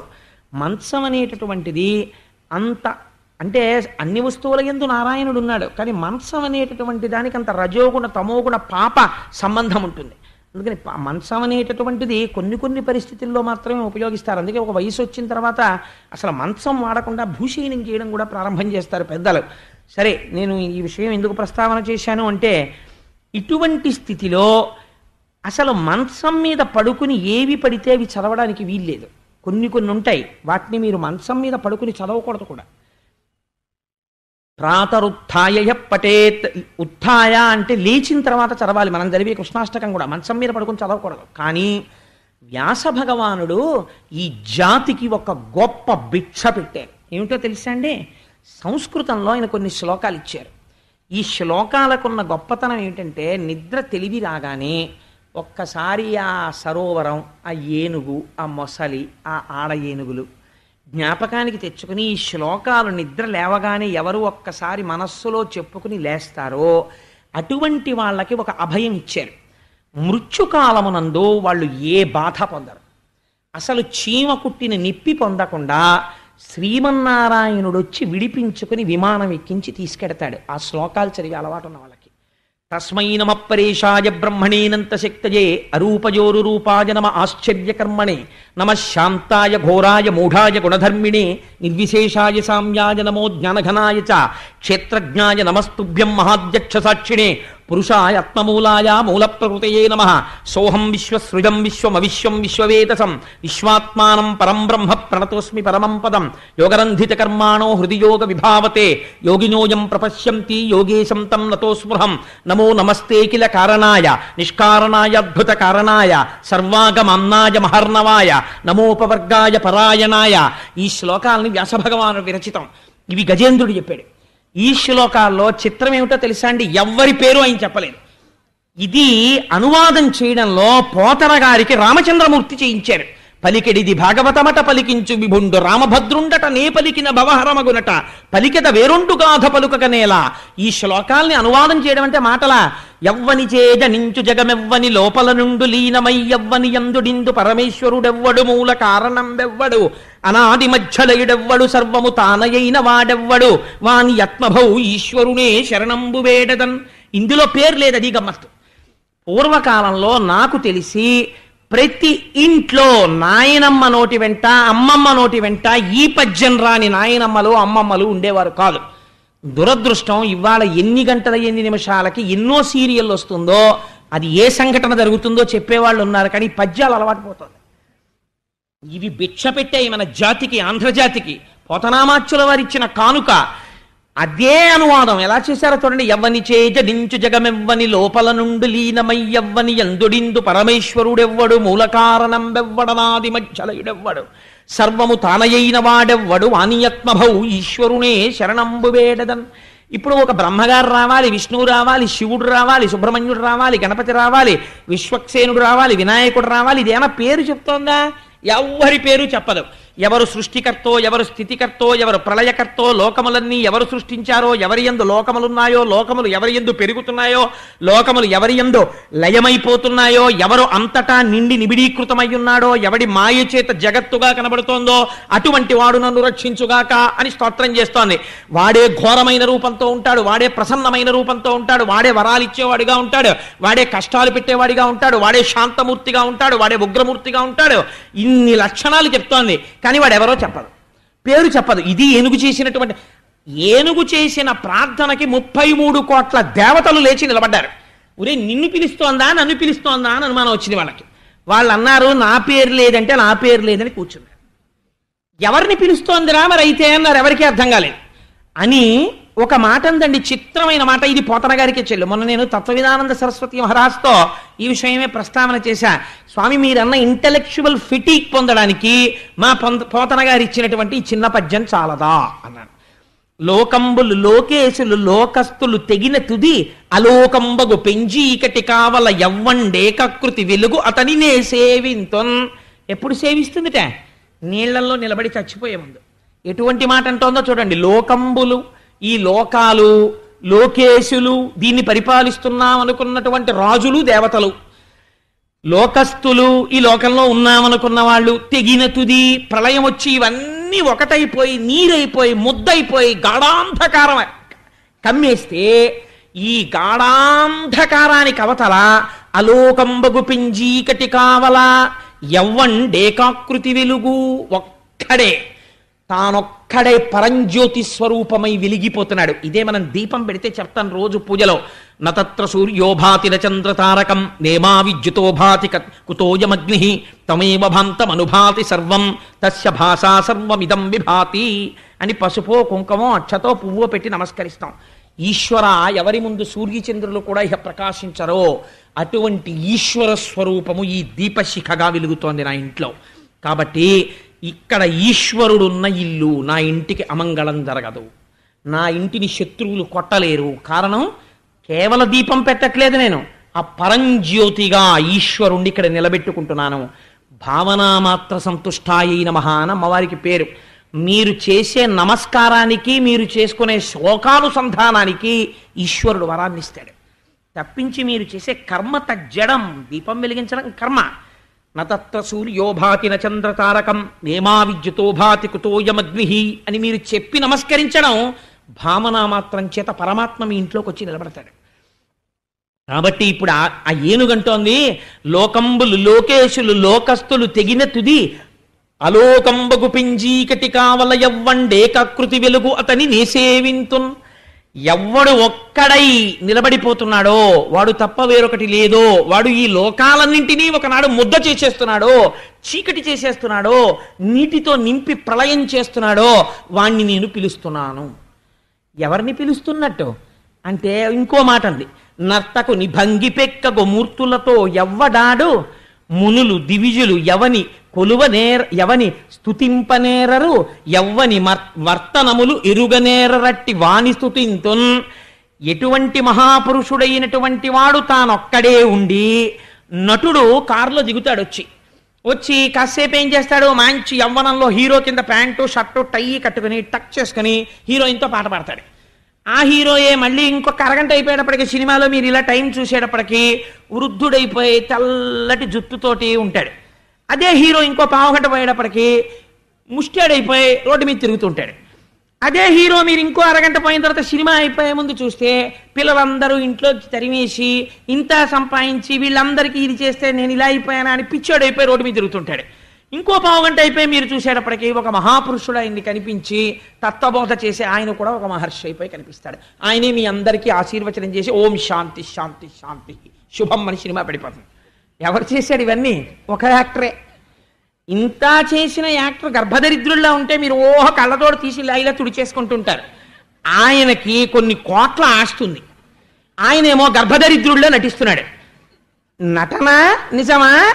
ఆయన నిజ జీవితం నిజమా? నిజ జీవితం నిజం. ఇదేంటిది మాయ, ఆడుతున్నాడు అంతే. అలాగా అలా నర్తకుని భంగి ఒక్కడు పెక్కగు మూర్తులతో ఎవ్వడాడు. ఎటువంటి శ్లోకం వేశారండి, ఎటువంటి పద్యం వేశారండి పోతన గారు. ఉన్నదొక్కడే అనేకులుగా కనపడుతున్నవాడెవడో, అలాంటి వాణ్ణి ఎవరూ స్తుతి చెయ్యలేరో, వాడు చేసే పనుల్ని ఎవరు గుర్తుపట్టలేరో, ఎవ్వరూ చెప్పలేరో, అటువంటి వాడు నన్ను రక్షించుగాక. ఎవరు రావాలి, ఎవరు రక్షించాలి, అసలు ఏమిటి ప్రార్థన, మనలో ఎవడెళ్ళాలరా ఇవన్నీ అడుగుతుందని అందరూ లేచి నించున్నారు. ఎవడి ధనస్సు వాడు చూసుకున్నాడు, ఎవడి బాణం వాడు చూసుకున్నాడు. నాకు 4 ముఖాలు ఉన్నాయి, నా గురించి ఏమంటలేదని బ్రహ్మగారు కూర్చున్నారు. ఏమిటో ఇవన్నీ చెప్తోంది కానీ ఓ నాగభూషణుడు అని కానీ ఇలాంటి మాటలు ఏమి అనలేదు, మరి ఏమో నాకు అప్లై అవుతోందో లేదో అని శివుడు కూర్చున్నాడు. మిగిలిన దేవతలు కూర్చున్నారు. చిత్రం ఏమిటో తెలుసా అండి, అలా కూర్చోవడం వెనకాతలు ఒక రహస్యం ఉంది కూడా. ఇప్పుడు ఏనుగడుగుతున్నది రక్షణ, మొసలిని చంపి రక్షించాలి అంటే రక్షణ చేసేవాడు స్థితికారుడైన వాడై ఉండాలి. స్థితికారుడు శ్రీ మహావిష్ణువు కాబట్టి రక్షణ అంతర్లీనంగా ఉంది అందులో. కాబట్టి అందరూ దేవతలు ఎవరి మానాన వాళ్ళు కూర్చున్నారు. కానీ మరి ఏమండి, మీరు ఇంత చెప్పారు కదా, ఇంత గొప్పగా ఏనుగు స్తోత్రం చేసింది కదా, మరి ఎందుకు రాలేదు భగవంతుడు అంటే, ఆ ఏనుగు ఇన్ని చెప్పినా చివరో మాట అంది. ఈయన కలడందురు పరమయోగి గణముల పాలిన్, ఆయన ఎటువంటి వాడు అంటే, కలడందురన్ని దిశలను కలడు కలండనెడు వాడు కలడో లేడో, దానికి అనుమానం వచ్చింది. కలడందురు దీనులయడ కలడందురు పరమయోగి గణముల పాలిన్, కలడందురన్ని దిశలను కలడు కలండనెడు వాడు కలడో లేడో. ఇంత చెప్పేస్తోంది కానీ శ్లోకాలు, ఇంత చెప్పేస్తోంది కానీ పద్యాలు, దానికో అనుమానం. సంశయాత్మ వినశ్యతి. కలడందురు దీనులయడ, చాలా దీనులైనటువంటి వాళ్ళు వర్ధిస్తే వస్తారంటారు. కానీ అలా నిజంగా ఉండి అలా వస్తాడా దీనులైన వాళ్ళు పిలిస్తే? కలడందురు దీనులయడ కలడందురు పరమయోగి గణముల పాలిన్, చాలా భక్తులైనటువంటి యోగి పురుషులైనటువంటి వాళ్ళు పిలిస్తే వస్తారంటాడు. కలడందురు పరమయోగి గణముల పాలిన్,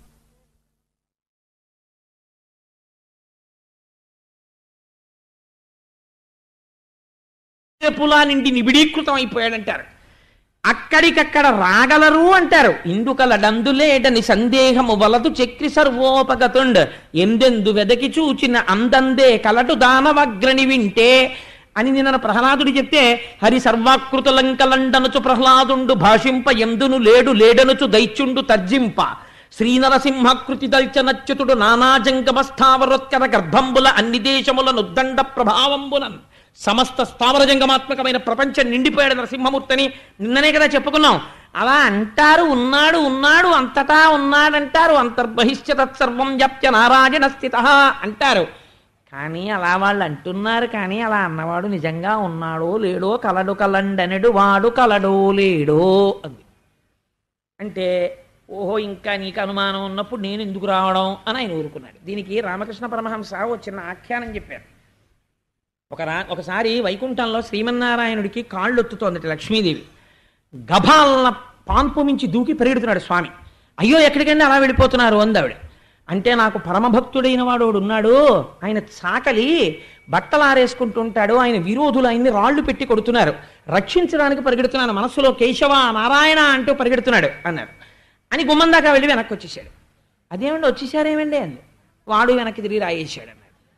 అంటే తన రక్షణ తాను చూసుకుని ఈశ్వరుడు ఉన్నాడో లేడో అని అనుమానం ఉన్నవాడి జోలికి ఈశ్వరుడు వెళ్ళడం, వాడు ఉన్నాడన్న పూనికతో ఉండి శరణాగతి చేసిన వాడి కోసం ఆయన ఎడతాడు.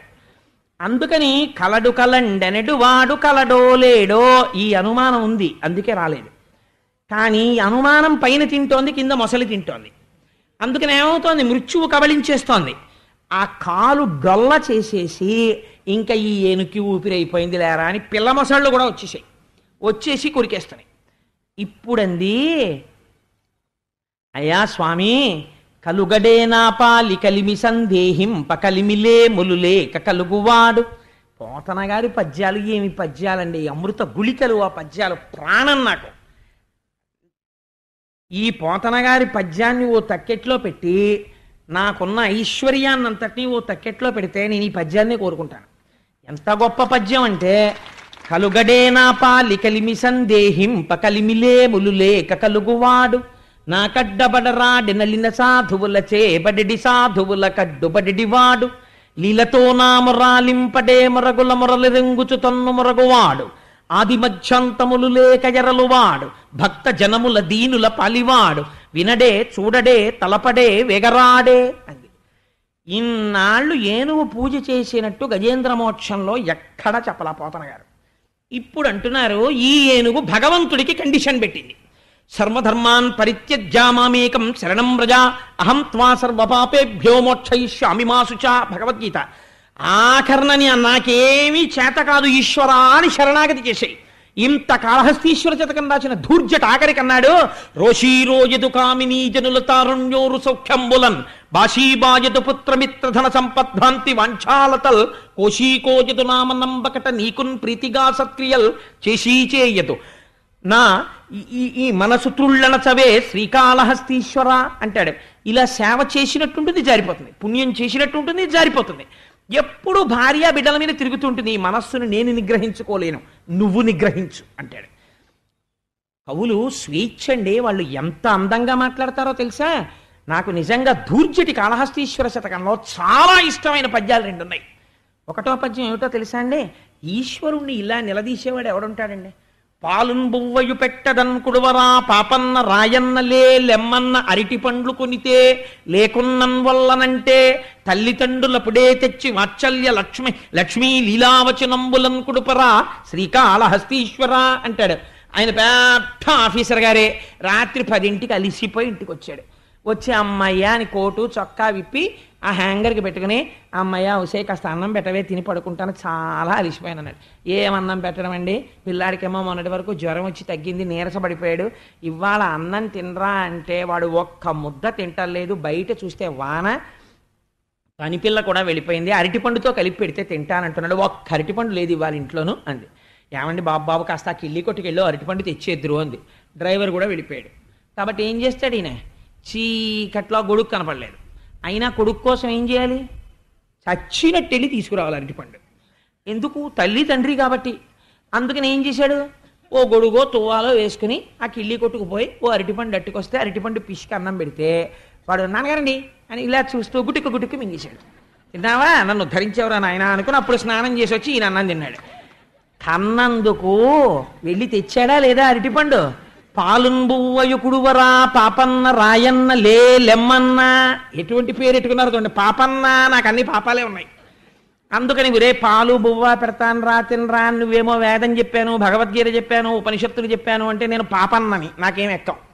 నువ్వేం చెయ్యాలి, నువ్వు తల్లివి తండ్రివి, నువ్వు చదువుకోలేదని నువ్వు వెళ్ళిపోతే నువ్వేం కుదరదు. నువ్వేం చేయాలో తెలుసా, పిల్లాడు ఏం చేస్తాడు, అరటి పండ్లు కొనితే లేకున్నం వల్లనంటే, అరటి పండ్లు తెస్తే తప్ప నేను అన్నం తిండంటే తండ్రి వెళ్ళి తెచ్చాడా లేదా.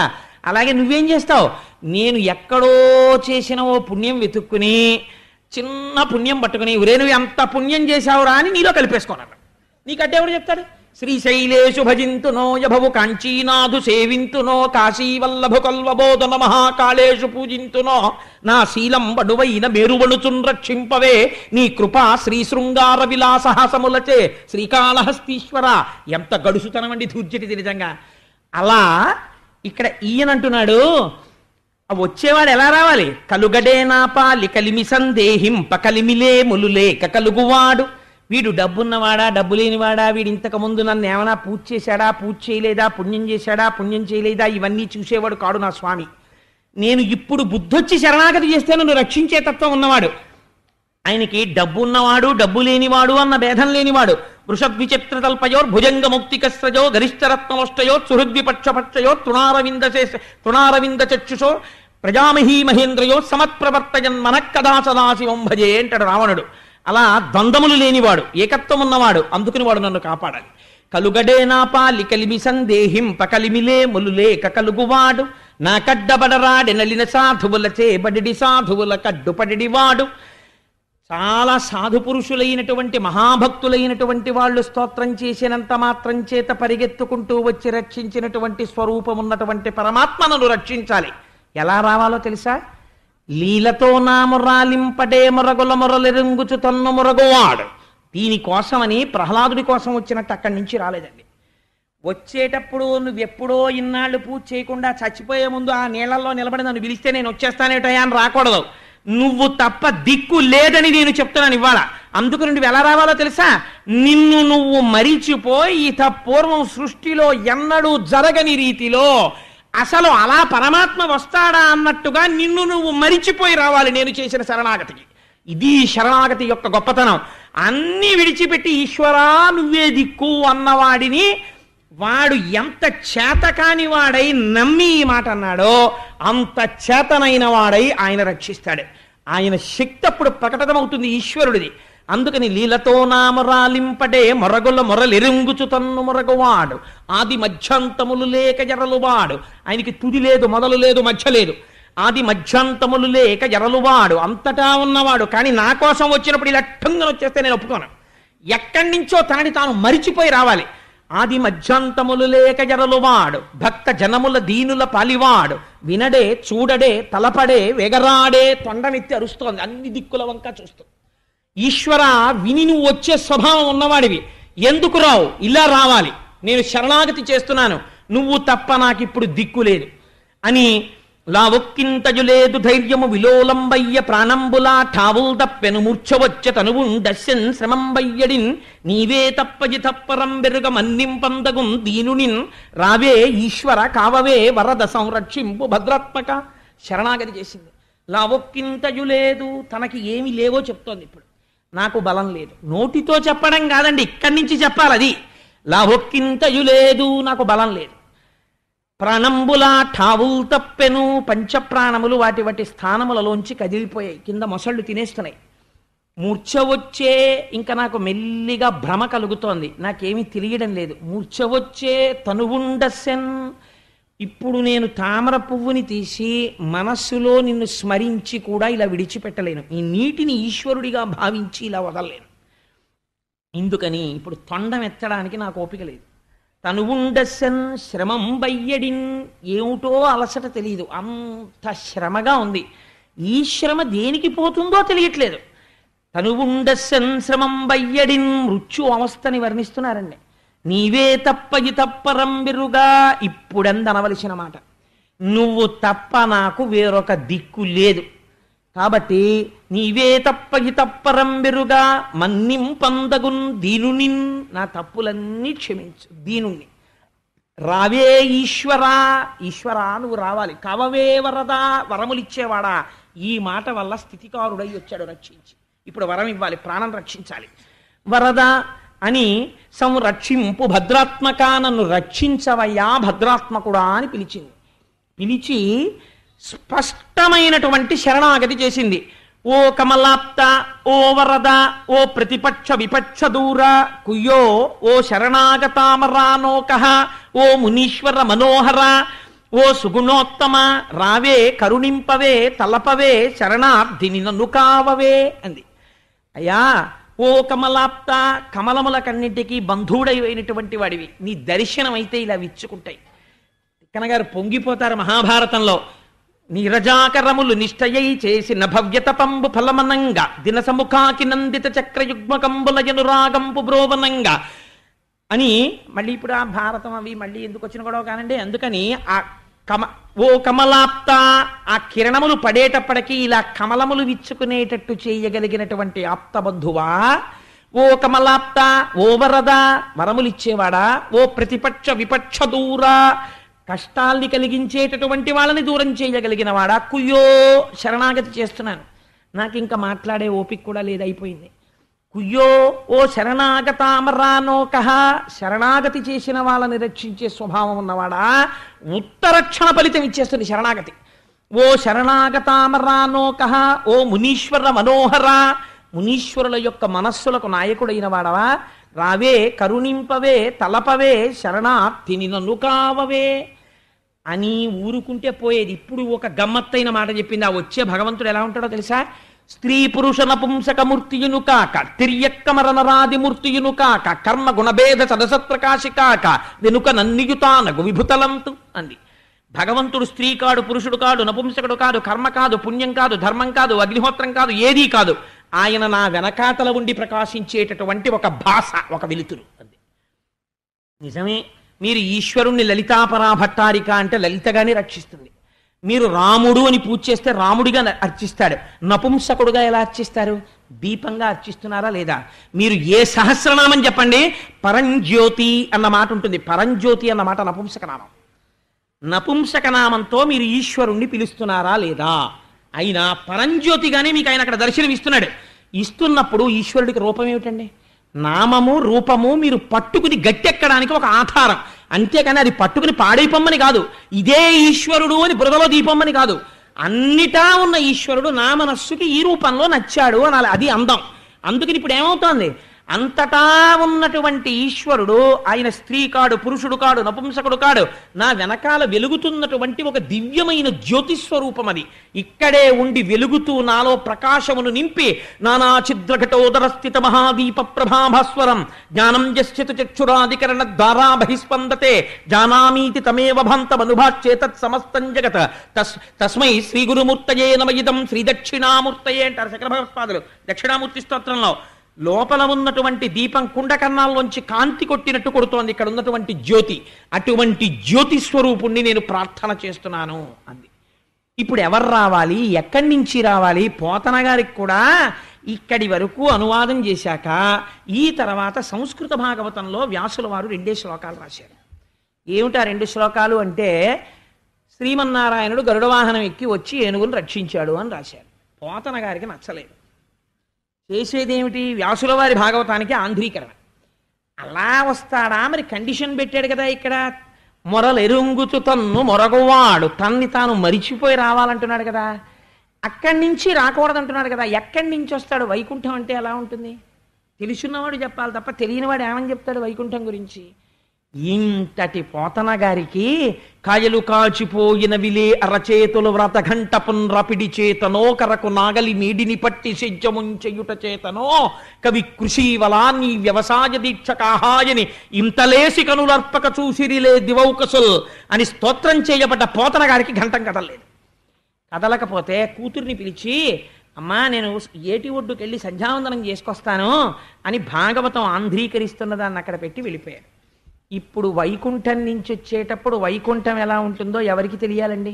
ఇవి వైష్ణవ ఆగమ మంత్ర వ్యాఖ్యానం అంటారు ఆ పద్యాలని. అందుకే తెలుగు గజేంద్ర మోక్షం అంత గొప్పతనం వచ్చింది. 12 మధ్యభ పద్యాలైంది. అంటే ఏనుగు బాధలో ఉంది, అది రక్షణ పొందే వరకు మధ్యభవృత్తంలో పడ్డాయి పద్యాలు. ఈయన పోతన గారు బయటికి వెళ్ళిపోగానే ఇప్పుడు వైకుంఠం గురించి చెప్పవలసిన వాడు శ్రీమన్నారాయణుడు రామచంద్రమూర్తి చెప్పాలి, ఆయన పలికిస్తున్నవాడు. అందుకని ఆ రాముడు పోతన గారి రూపంలో ఇంట్లోకి వచ్చాడు. అదేమిటి నాన్న అప్పుడే అయిపోయిందా సంధ్యావందనం అంది కూతురు. అయిపోయిందమ్మా, పద్యం పూర్తి చేయడం స్ఫురణకు వచ్చిందమ్మా, వ్రాద్దామని వచ్చానని ఆ పుస్తకం తీసి ఘంటంతో రాసేశారు. రాసేసి ఘంటం పెట్టి అమ్మా ఇప్పుడే వస్తాను తలుపేసుకో అని వెళ్ళిపోయారు. అసలు పోతన గారు లోపలికి వచ్చారు. మళ్ళీ ఇలా తలపట్టు కూర్చున్నారు. ఏం నాన్న అలా ఉన్నామంది. అమ్మా పద్యపూర్ణం వెళ్ళటం లేదమ్మా, ఈ సందర్భం ఎలా పెడుతుందో తెలియట్లేదన్నారు. అదేమిటి నాన్న అలా అంటావు, ఇప్పుడు నువ్వే కదా అమ్మా అద్భుతమైన ఆలోచన వచ్చింది. వైకుంఠం నుంచి వైకుంఠం ఎలా ఉంటుందో, నారాయణుడు అక్కడ ఎలా ఉంటాడో, ఎలా వస్తాడో నాకు ద్యోతకమైంది, రాస్తున్నానని ఘంటం పెట్టి రాసి వెళ్ళావు కదా అంది కూతురు. నేను రాశానా అన్నారు పోతన గారు. నువ్వే నాన్న, నేనే తలుపు తీశాను, నువ్వు వచ్చి కూర్చుని రాశావంది కూతురు. ఏది అని భాగవతం ఇలా తీశారు. తీస్తే అందులో రాసేసి ఉన్నాయి పద్యాలు. అల వైకుంఠపురంబులో నగరిలో ఆమూల సౌధంబుదాపల మందారవనాంతరామృతసర ప్రాతేందు కాంతోపలోత్పల పర్యంకరమా వినోదియగు ఆపన్న ప్రసన్నుండు విహ్వల నాగేంద్రము పాహి పాహియన కుయ్యాళించి సంరంభి అయి. ఆ వచ్చినటువంటి వాడు అలా వైకుంఠపురంబులో నగరిలో ఆమూల సౌధంబుదాపల మందారవనాంతరామృతసర ప్రాంతేదు కాంతోపలోత్పల పర్యంకరమా వినోదియగు ఆపన్న ప్రసన్నుండు. ఎక్కడో అల వైకుంఠపురంబులో, అక్కడ వైకుంఠపురం, ఆ వైకుంఠపురం లోపల బయట సనక సనందనాది మహర్షులు, నారదుడు, గరుత్మంతుడు, విశ్వక్సేనుడు, ధను కౌమోదికి శంఖచక్రనికాయంబును, ఆయన ధనస్సు కౌమోదికి అనబడేటటువంటి గద అన్ని బయట పురుషాకృతులలో ఎదురు చూస్తున్నారు. లోపల ఎక్కడో అమూల సౌధంబు దాపల, ఆ లోపల ఒక మూల ఒక పెద్ద అమృత సరోవరం. ఆ అమృత సరోవరం పక్కన చంద్రకాంత శిలలతో నిర్మించబడినటువంటి పర్యంకం. ఆ పర్యంకం మీదంతా అలంకారము చేయబడి పరచబడినటువంటి అరవిరిసిన కమలపూలు. ఆ కలువ పూల మధ్యలో పడుకున్నటువంటి లక్ష్మీదేవి, ఆ లక్ష్మీదేవి పక్కన కూర్చుని ఆవిడ పైట కొంగుని చేత్తో పట్టుకుని వేళ్లకి చుట్టుకుని చంటి పిల్లాళ్ళ ఆడుకుంటున్నటువంటి శ్రీమన్నారాయణుడు. ఇప్పుడు ఈయనకి ఏం వినబడింది అంటే, అల వైకుంఠపురంబులో నగరిలో ఆమూల సౌధంబుదాపల మందారవనంతరామృతసర ప్రాతేందు కాంతోపలోత్పల పర్యంకరమా వినోది యగువాపన్న ప్రసన్నుండు. అలా భార్యతో ఆడుకుంటున్నా సరే తనని ఎవరైనా ఒక్కసారి మనస్ఫూర్తిగా పిలిస్తే పరిగెత్తుకొచ్చేటటువంటి లక్షణమున్న అపన్న ప్రసన్నుండు విహ్వల నాగేంద్రము పాహీ పాహీ అన కుయ్యాళించి సంరంభి అయి.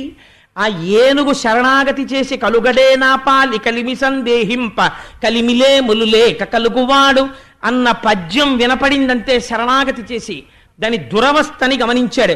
సిరికింజప్పడు శంఖచక్రయుగముంచేదోజి సంధింపడే పరివారంబును జీరడభ్రగపతిన్మన్నింపడు ఆకర్ణికంతరథం మిల్లము చక్కనొత్తడు వివాద ప్రోద్ధిత శ్రీ కుచోపరిచలాంచలమైన వీడడు గజప్రాణ అవనోత్సాహి అయి. ఏమి పోతనగారండి, మహానుభావుడు రామచంద్రమూర్తి ఆయన రూపంలో వచ్చి పూర్తి చేశారు. ధన్యుడైపోయారు మా పోతన గారు. అందుకని సిరికింజప్పడు ఆ పమిట కొంగు వేళ్లకి చుట్టుకుని ఆడుకుంటున్నాడు. ఆడుకుంటున్నవాడు లక్ష్మీదేవికి చెప్పలేదు, చెప్పకుండా పమిట కొంగు అలాగే పట్టుకుని పరిగెత్తుకుంటూ వెళ్ళిపోతున్నాడు. సిరికింజప్పడు శంఖచక్రయుగముంచేదోయి సంధింపడు. ఆ శంఖం చక్రం ఇవేమీ లేవు. అసలు నాకు అనిపిస్తుంది గజేంద్రమోక్ష సన్నివేశంలో నిజంగా అలా వస్తున్నటువంటి నారాయణుడి చిత్రపటం గీసిన వాళ్ళు ఉన్నారా? నేను మొన్నటి రోజున భీష్ముడి గురించి చెప్తే ఎవరో ఒక పిల్లవాడు నాకు ఇక్కడ ఫోటో ఇచ్చాడు. ఇస్తే నేను చాలా క్యాజువల్గా తీసుకుని జేబులో పెట్టుకుని వెళ్ళిపోయి ఇంటికి వెళ్ళిన తర్వాత ఫోటో అక్కడ పెట్టాను, కళ్ళజోడును పెడుతుంటే చూసి ఆశ్చర్యపోయాను. నిజంగా భీష్మాచార్యులు వారు రథం మీద ఇలా పొంగిపోతుంటే కిందకి దిగిపోయి అర్జునుడు ఇలా కృష్ణుడు చక్రం పట్టుకొచ్చేస్తుంటే అర్జునుడు కాళ్ళు పట్టుకుని బావా వద్దు బావా అని వేడుకుంటున్న కురుక్షేత్ర సంగ్రామంతో కూడుకున్న ఫోటోని ఇచ్చాడు పాపం ఆ పిల్లవాడు ఎవరో. నాకు ఇంటికి వెళ్ళి మురిసిపోయాను. రోజు చూద్దామని దాన్ని ఎదురుగుండా పెట్టాను కూడా. సో నేను ఎందుకు చెప్తున్నానంటే అలా రావడంలో పోతన గారి లైవ్ టెలికాస్ట్ చూడండి. సిరికింజప్పడు లక్ష్మీదేవికి చెప్పలేదు. శంకరచక్రయుగముంచేదోయి సంధింపడు. చేతుల్లో శంఖం లేదు, చక్రం లేదు, గద లేదు, పద్మం లేదు, 4 చేతులు ఖాళీ. శంఖచక్రయుగముంచేదోయి సంధింపడు. ఆ పరివారంబును జీరడు. వెనకనొస్తున్నటువంటి పరివారాన్ని అడగడు, ఓ మాట మాట్లాడు. అభ్రగపతిన్మన్నింపడు. గరుత్మంతుడు ఇలా ఇలా ఎదురొస్తున్నాడు, స్వామి ఎక్కండని తోషవతలు బారేస్తున్నాడు. అభ్రగపతిన్మన్నింపడు. ఆకర్ణికాంతరథం మిల్లము చక్కనొత్తడు. ఇంతంత కుంతలములైనవి. ఆ జుత్తి ఇలా మీద పడిపోతోంది. పడిపోతుంటే ఆ చేత్తో ఇలా తోసుకోడు, వెనక్కి సర్దుకోడు. ఆకర్ణికాంతరథం మిల్లము చక్కనొత్తడు. వివాద ప్రోద్ధిత శ్రీ కుచోపరి చేలాంచలమైన వీడడు. అయ్యయ్యో ఇదేంటంటే అలా పవిటట్టుకు లాగేస్తున్నారని చెప్పి ఆవిడ వెనక పరిగెత్తుకొస్తోంది. ఆ పవిటి ఈ చేతిలో ఉండిపోయింది. ఏమండో పవిట వదలండి అంటోంది. అసలు ఆ మాట వినిపించుకోడు. వివాద ప్రోద్ధిత శ్రీ కుచోపరి చేలాంచలమైన వీడడు గజప్రాణ అవనోత్సాహి అయి. ఆ ఏనుగు ప్రాణాలు రక్షించడానికి ఎడుతున్నాడు. ఈ ఒక్కనాడు పూజ చెయ్యని ఏనుగు ఒక్కసారి శరణాగతి చేస్తే అది పెట్టిన నియమానికి స్వామి లొంగిపోయాడు. ఏమి సౌజన్యమూర్తి అండి నిజంగా స్వామి. అందుకని చనుదించన్ అలా వచ్చేస్తుంటే ఆ స్వామి వెనకాతలట ఆ ముందు స్వామి వెళ్ళిపోతున్నారు. వెడుతుంటే శంఖచక్రనికాయంబును తన వెంటన్ సిరిలచ్చి వెంట నవరోధ వ్రాతముందాని వెంక పక్షీంద్రుడును ధన కౌమోదికి శంఖచక్రనికాయంబును ధజనీకాంతుడు నారదుండు తావొచ్చి రొయ్యన వైకుంఠపురంబునన్ కలుగుమారాబాల గోపాలమున్. ఒక లైవ్ టెలికాస్ట్ ఇచ్చారండి. మనం అందరం ఇలా కూర్చుని ఉండగా అలా వెళ్ళిపోతున్నట్ట స్వామి. పట్టు పీతాంబరం కట్టుకుని జలధర దేహు నాజాను చతుర్బాహు సరసీరు హక్షు విశాలవక్షు శంఖచక్ర గదా పద్మహస్తుని వర్ణించినట్టుగా పట్టు పీతాంబరం పట్టుకుని వెళ్ళిపోతుంటే అమ్మవారి కొంగు పట్టుకుని వెళ్ళిపోతుంటే అమ్మవారు పమిట జారిపోతుందని ఇలా 2 చేతులతో పట్టుకుని ఆవిడ గబగబా వెళ్ళిపోతుంటే తన వెంటన్ సిరి లచ్చి వెంట నవరోధ వ్రాతమున్ అంతఃపురకాంతలందరూ పరిగెత్తున్నారట. అవరోధ వ్రాతమున్ దాని వెనుక పక్షీంద్రుడును ముందుకెడితే తోసేస్తున్నాడని వెనక గరుడ వాహనం పరిగెడుతోందిట. దాని వెనుక పక్షీంద్రుడును దాని వెనుక ధను కౌమోదికి శంఖచక్రని గాయంబును. శంఖము చక్రము కౌమోదికి శార్ంగం అనేటటువంటి ధనస్సు ఆ బాణముల యొక్క ఆ పెట్టుకునేటటువంటి తూణీరము ఇవన్నీ కూడా వెనకాతల పురుష రూపాన్ని దాల్చి పరిగెత్తుకొచ్చేస్తున్నాయిట. శంఖచక్రని కాయంబును ధజనీకాంతుడు విశ్వక్సేనుడు నారదుడు వచ్చేస్తున్నాడు. తావొచ్చి రొయ్యన వైకుంఠపురంబునన్ కలుగువార్ అబాల గోపాలము. ఆ వైకుంఠపురంలో ఉన్న పిల్లాడి దగ్గర నుంచి ముసలాళ్ళ వరకు అందరూ వచ్చేస్తున్నారు ఆకాశంలో. అందుకే ఎప్పుడైనా ఎవరింటికైనా చాలా మంది వచ్చేస్తుంటే ఏమిటో తన వెంటన్సిరి అన్నట్టు ఇలా వచ్చేసారంటారు మన వాళ్ళు. పోతన గారి పద్యాలు తెలుగుదేశం మీద ముద్ర వేసేసేయండి. తెలుగుదేశం మీద అంటే నా ఉద్దేశం ఆంధ్రదేశం మీద అని. అందుకని తెలుగు వాళ్ళ మనస్సుల మీద అంత ముద్ర వేశాయి. అందుచేత తన వెంటన్సిరి లచ్చి వెంట నవరోధ వ్రాత ముందాని వెనక పక్షీంద్రుడు ధన కౌమోదికి శంఖచక్ర నికాయంబును గజనీకాంతుడు నారదుండు తావొచ్చి రొయ్యన వైకుంఠ పురంబునన్ కలుగువార అబాల గోపాలమున్. అంటే అమ్మవారి దగ్గరికి వెళ్ళి అడుగుతున్నారు, అమ్మా అసలు ఎక్కడికి వెళ్తున్నాడమ్మా, నీకు తెలుస్తుంది కదా ఆయన సంగతి, ఇలా ఎప్పుడైనా వెళ్ళాడా ఇంతకు పూర్వం, ఎటమ్మా ఇలా వెళ్ళిపోతున్నాడు అనుకున్నారట. అంటే అమ్మవారు అందిట, తను వెంచేయు పదంబు పేర్కొనడనాథ స్త్రీ జనాలాపముల్ వినెనో మృత్యులు మృత్యురించి రొఖలుల్ వేద ప్రపంచంబులన్. ఇలా వెళ్ళిపోయేటటువంటి సందర్భాలు కొన్ని ఉన్నాయి. ఈయన ఎప్పుడు వెళ్ళిపోతుంటారో తెలుసా, ఆవిడికి తెలుస్తాయి రహస్యాలన్నీ ఇంటి ఆవిడికి. ఆయన ఈ టైంలో వెళ్ళారంటే ఖచ్చితంగా ఎక్కడికే వెళ్ళరా, శివాలయంలో పడి ఉంటాడు, అక్కడ ప్రదక్షిణం చేస్తుంటాడంటుంది. ఆవిడికి తెలుసు ఈయన సంగతి. అందుకని చనుది ఆ వచ్చినటువంటి వాడు అలా వచ్చేస్తున్నాడు ఎవరికీ చెప్పకుండా అంటే ఆయన తప్పకుండా వేద ప్రపంచంబులన్, ఎవరో కలులు వేద ప్రపంచాన్ని తస్కరించారు, సోమకుడు తస్కరించినట్టు, అప్పుడు వెడుతుంటారు. లేకపోతే ఏదైనా సభలలో ఆర్తి చెందినటువంటి కాంతలు గోవిందా అని ప్రార్థన చేస్తే వెడతాడు. అంటే ఏ ఏ సందర్భాల్లో ఇతపూర్వం వెళ్ళాడో స్వామివారు అమ్మ జ్ఞాపకం చేసుకుంటోంది. అందుకని అట్లాంటి సందర్భాల్లో వెడతాడు.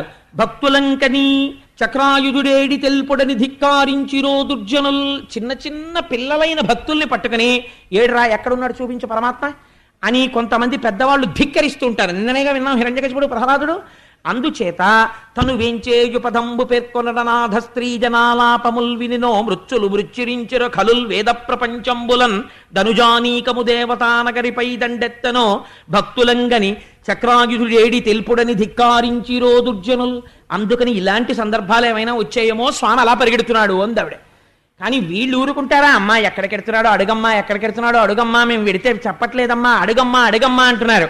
ఒక పక్కనేమో గబగబా నడిస్తే స్వామివారి కాళ్ళల్లో కాళ్ళు పడిపోయి కింద పడిపోతుంది. నడిచేవాడికి చేతులు ఊగాలి, చేతులు ఊపుకుంటూ పోని వెనకాతల గబగబా వెడదామంటే పమిట కొంగట్టుకు వెళ్ళిపోతున్నాడు. అందుకని రెండు చేతులు పమిట కొంగు అడ్డెట్టుకుంది, ఆ పమిట కొంగు జారిపోకుండాను. అలా వెళ్ళిపోతున్నటువంటి తల్లి నిజంగా అమ్మవారు పడింది ఆ రోజున బాధ. అడిగదన్నని కడుబడ్డి జన్ను అడిగిన తన మగడు నుడ్డుబడ్డ నిన్నడయ్య డగున్ వెడ్డబెడ్డ సిడ్డి ముడ్డిద్ద డబ్బడ్డ నడ్డుగిడ్డు నడ్డుగిడ్డదు జడ్డిమ నడ్డుగిడ్డున్న డలన్. పోతన గారి పద్యం కూడా అలాగే పడింది. ఆయన అంటారు, ఆ వెడుతున్నప్పుడు అయ్యవారి కాళ్ళల్లో అమ్మవారి కాళ్ళు పడిపోతూ ఈ అడుగుతున్న వాళ్ళ మాటలకి జవాబులు చెక్కలేక అమ్మవారి అడుగులు తడబడుతూ అయ్యవారి వెనకాతలు నడిచిందిట. ఇదో కష్టం. నిటలాలకములంట నివురు ఝుమ్ ఝుమ్మని ముఖ సరోజము నిండ ముసురుదేంట్లు. అమ్మవారేమో ఒక పక్క అయ్యవారితో ఇలా చేతులు పెట్టుకుని వెళ్ళిపోతుంటే అమ్మవారి ముఖమండలాన్ని చూసేయట. అక్కడ ఉన్నటువంటి పెద్ద పెద్ద తుమ్మెదలు ఉరే పద్మాననే అమ్మవారు చాలా పద్మంలా ఉంటుంది కదా ఆవిడ ముఖం.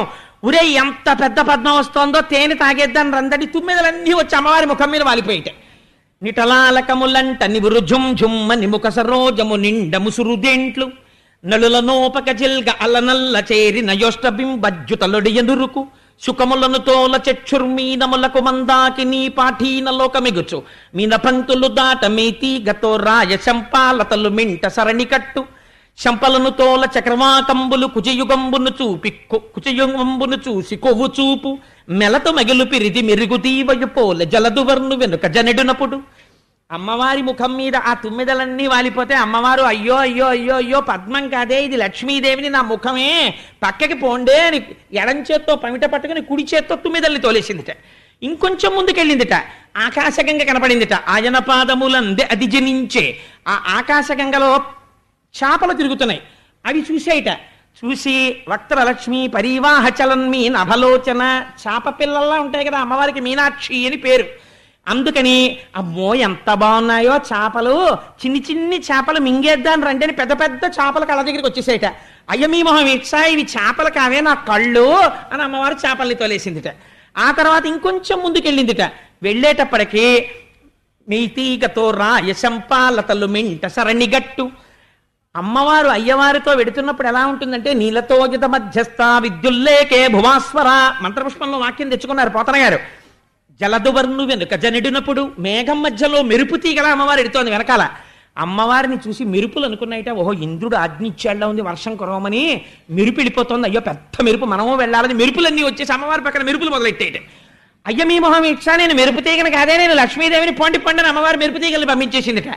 నిటలాలకములంట నివురు ఝుమ్ ఝుమ్మ నిముక సరోజము నిండ ముసురుదేంట్లు నల్లుల నోపక జిల్క అలనల్ల చేరి నయోష్టబింబజ్జుతలుడు ఎనురుకు. అదో చిత్రం. సరస్వతీదేవి బ్రహ్మలోకంలో కూర్చునుంటే ఒక గమ్మత్తోటి ఉంటుంది. భారతీదేవి ముంజేతి పలుక చిల్లుక సదయ గజాన సద్బ్రహ్మచారి మాకు వేదశాస్త్ర పురాణాది విద్యలెల్ల తరుణి నియాన ఘంటాపదంబు మాకు అంటారు చిత్రలీయంలో. సరస్వతీదేవి దగ్గర ఉండేటటువంటి చిలుక హంస ఈ రెండింటికి కూడా వేదాంగాలు వచ్చేసి ఉంటాయి. అందుకని అమ్మవారి దగ్గర ఉండేటటువంటి చిలుక దొండపండు తినడానికి అలవాటు పడి ఉంటుంది. దానికి దొండపండు అంటే చాలా ఇష్టం.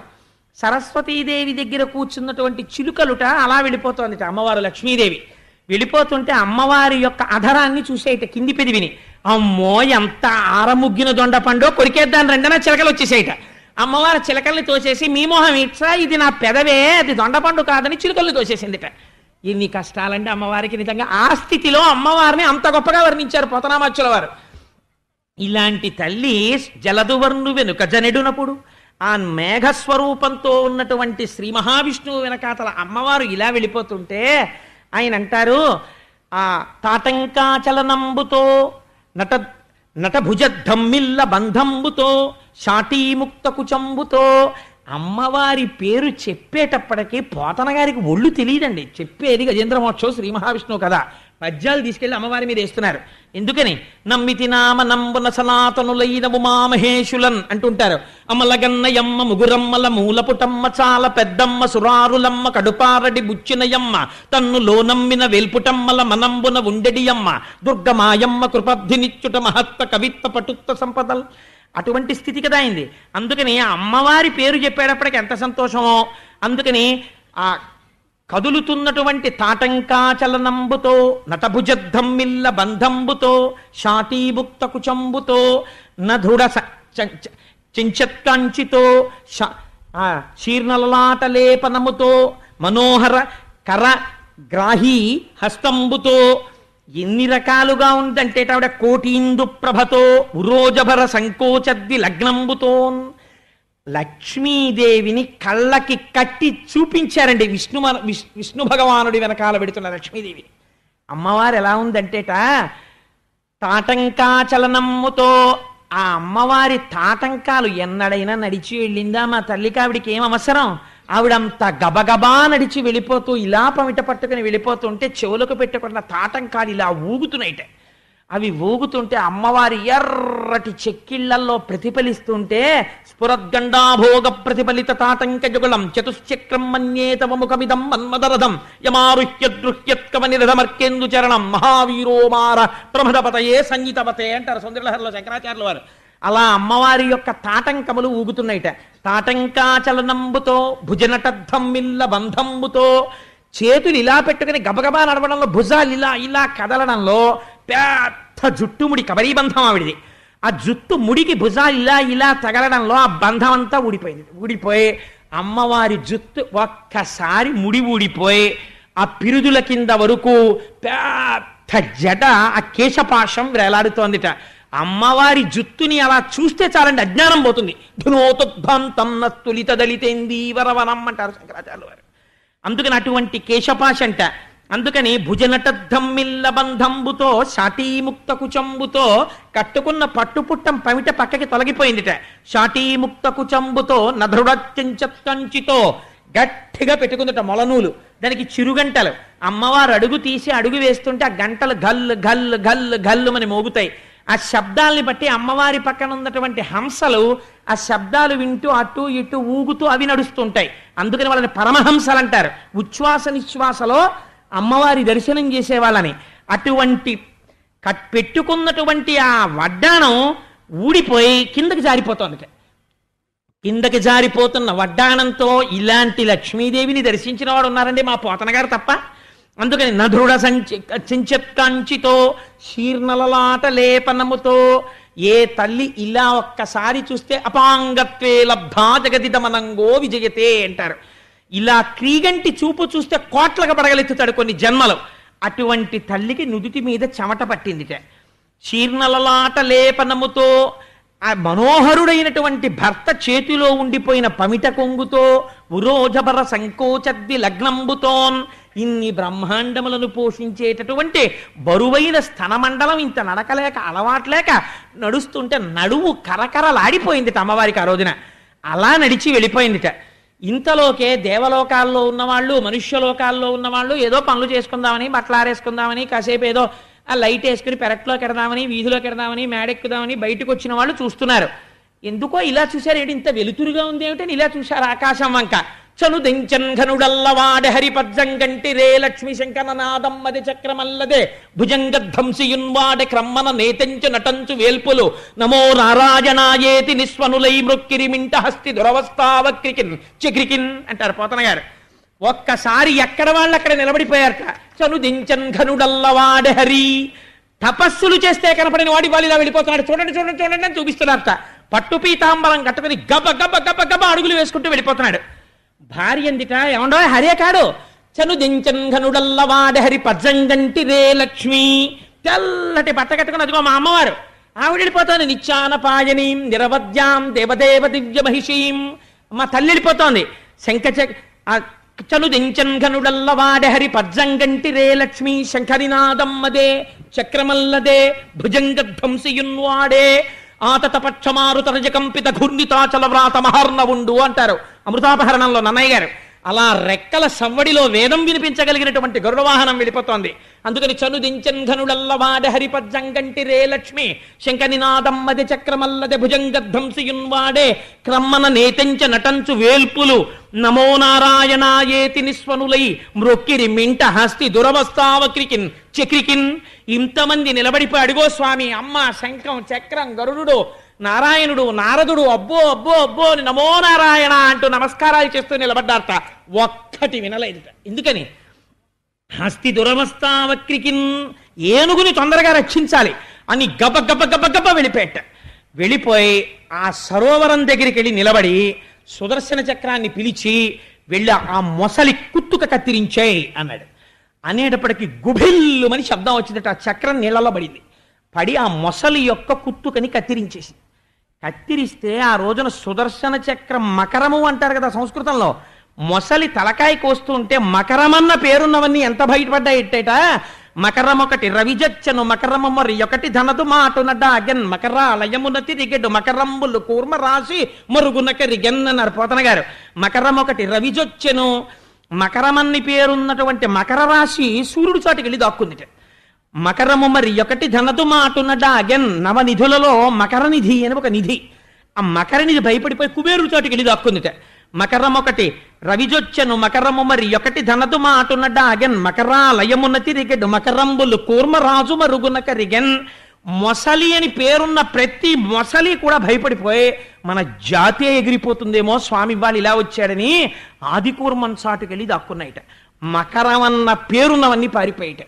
చిత్రం ఏమిటంటే ఎప్పుడైతే మొసలి కుత్తుకని సుదర్శనం కత్తిరించి మళ్ళీ వెళ్ళి స్వామి యొక్క చేతిని అలంకరించిందో ఈ ఏనుగు సంతోషంతో కాలు పైకి తీసుకుని నావాడన్నవాడు ఒక్కసారి పిలిస్తే వచ్చేవాడు ఈయనొక్కడే, మిగిలిన ఈ అనుబంధాలన్నీ కృతకాలే అని తెలుసుకుని ఆ కాలొక్కసారి విదిల్చుకుని బతుకుతాను అన్న ఆశ లేనిది బ్రతికింది.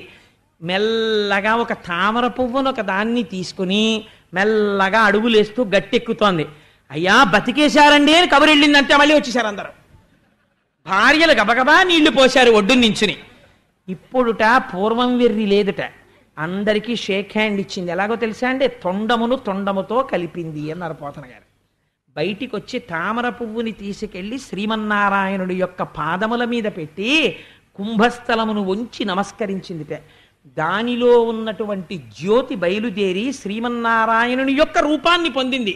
శంఖచక్ర గదా పద్మాలతో పొంది ఆయన పక్కన నిలబడి వైకుంఠానికి వెళ్ళిపోయింది. మొసలి చనిపోయినప్పుడు అందులోంచి ఒక గంధర్వుడు వచ్చాడు. ఆ గంధర్వుడు గంధర్వలోకానికి వెళ్ళాడు.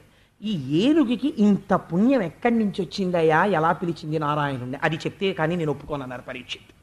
అంటే అప్పుడు ఒకనాడాంధ్రుపుడచ్యుతున్ మనములో నూహించుతున్ మౌనియ్య కళంక స్థితియున్నచో కలసుజుండచ్చోటికిన్ వచ్చి లేవక పూజింపకయున్న మౌనికని నవ్యక్రోధుడై మూఢా లుబ్ధకిరింద్రోత్తమయోని పుట్టుమని శాపం బిచ్చభూవల్లభ.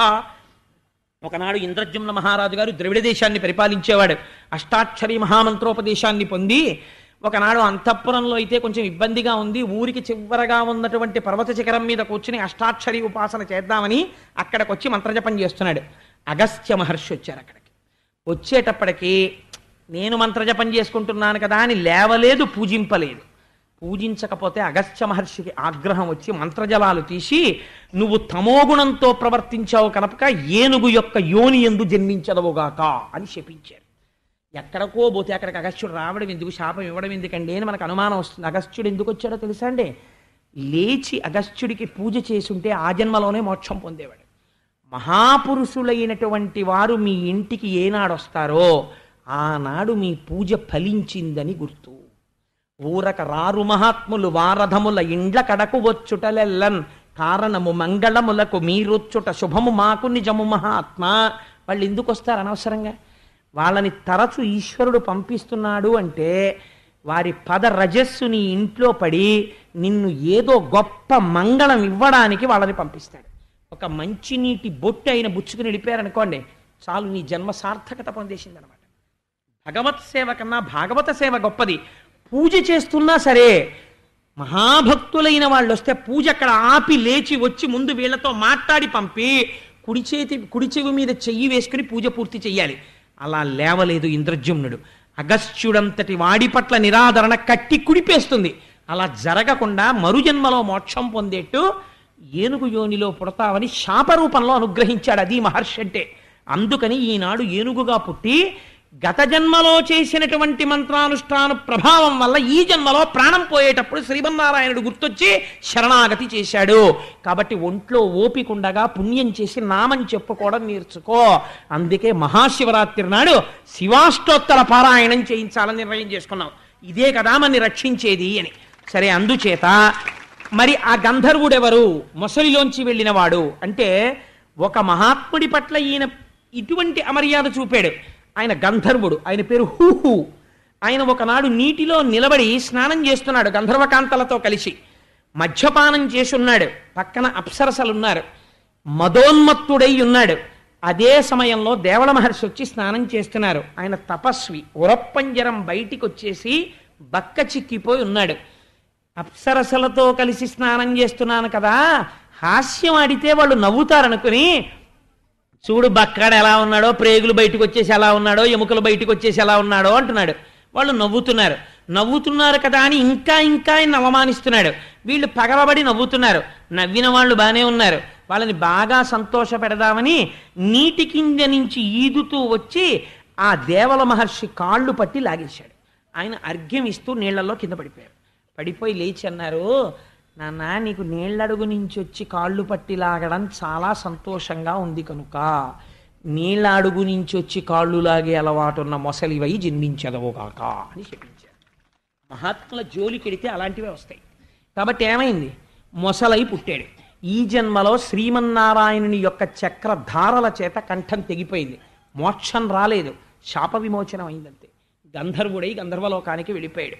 ఈ గజేంద్ర మోక్షాన్ని చెప్పి ఒడ్డున నించున్నటువంటి శ్రీమన్నారాయణుడు ఒక మాట చెప్పారు. అయ్యా, ఎవరైతే ఇప్పటి వరకు భాగవతంలో చెప్పిన కథలన్నీ ఒకెత్తండి, ఒక్క గజేంద్ర మోక్షం ఒక్కటి ఒకెత్తు. ఈ గజేంద్ర మోక్షమనబడేటటువంటి కృష్ణానుభావమైన గజరాజు రక్షణ కథ విను వారికి యశములిచ్చును దురితాపహంబు దుస్వప్ననాశంబు దుఃఖ సంహారంబు పొద్దున మేల్గాంచి పూతవృత్తి నిత్యంబు పఠించు నిర్మలాత్మకులైన విప్రులకు బహు విభవమరు సంపదలు కల్గు పీడలు శాంతి పొందు సుఖము వర్ధిల్లు శోభిల్లు సంతానములు అని ఎవరైతే ఈ గజేంద్ర మోక్షమనబడేటటువంటి కథని శ్రద్ధగా వింటున్నారో అందున విశేషించి గొప్ప గొప్ప వ్రతాలు ఏమైనా చేసిన తరువాత గజేంద్ర మోక్షాన్ని వినడం ద్విగుణీకృత పుణ్యం. అలా వింటే, లేదా మామూలుగా చేతులు ఒగ్గి నమస్కరిస్తూ స్వామి యొక్క ఈ కథని ఎవరు వింటున్నారో అటువంటి వారికి దుస్వప్ననాశంబు, దుస్వప్నముల వలన వచ్చేటటువంటి బాధలు పోతాయి, రోగములు పరిహరింపబడతాయి, దరిద్రము తొలగిపోతుంది, సంపదలు కల్గు, ఐశ్వర్యం కలిసొస్తుంది, పీడలు శాంతి పొందు, గ్రహదోషముల వలన పీడలు వస్తుంటే ఆ పీడలు తొలగిపోతాయి, పీడలు శాంతి పొందు, సుఖము సిద్ధించు, అపారమైన సుఖం కలిగి మనశ్శాంతితో ఉంటాడు. వర్ధిల్లు శోభనములు, ఇంట్లో అస్తమానం మంగళతోరణం కట్టి శుభకార్యాలు చేస్తూనే ఉంటాడు.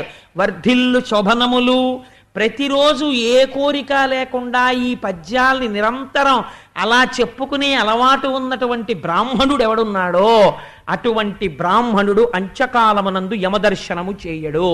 వాడు శ్రీమన్నారాయణ దర్శనాన్ని పొంది ఆయన విమానంలో వైకుంఠాన్ని చేరుకుని మోక్షం పొందుతాడు అని నారాయణుడు అనుతినిచ్చే శ్రీమన్నారాయణుడే స్వయంగా ఫలస్తుతి చెప్పినటువంటి మహోత్కృష్టమైనటువంటి గజేంద్ర మోక్ష గాథని ఇవాళ కృష్ణ భగవానుడు మనని అనుగ్రహించి నా చేత పలికించి నన్ను చేతకానివాడు పలుకుతున్న ఉదార బుద్ధితో మా స్వామి కథ అన్న భక్తితో విన్న మీకు ఎంతటి కటాక్షం అబ్బాలో. అందుకని అంత పరమ పవిత్రమైన ఆఖ్యానమైన గజేంద్ర మోక్షాన్ని సంతోషంగా పూర్తి చేశాం.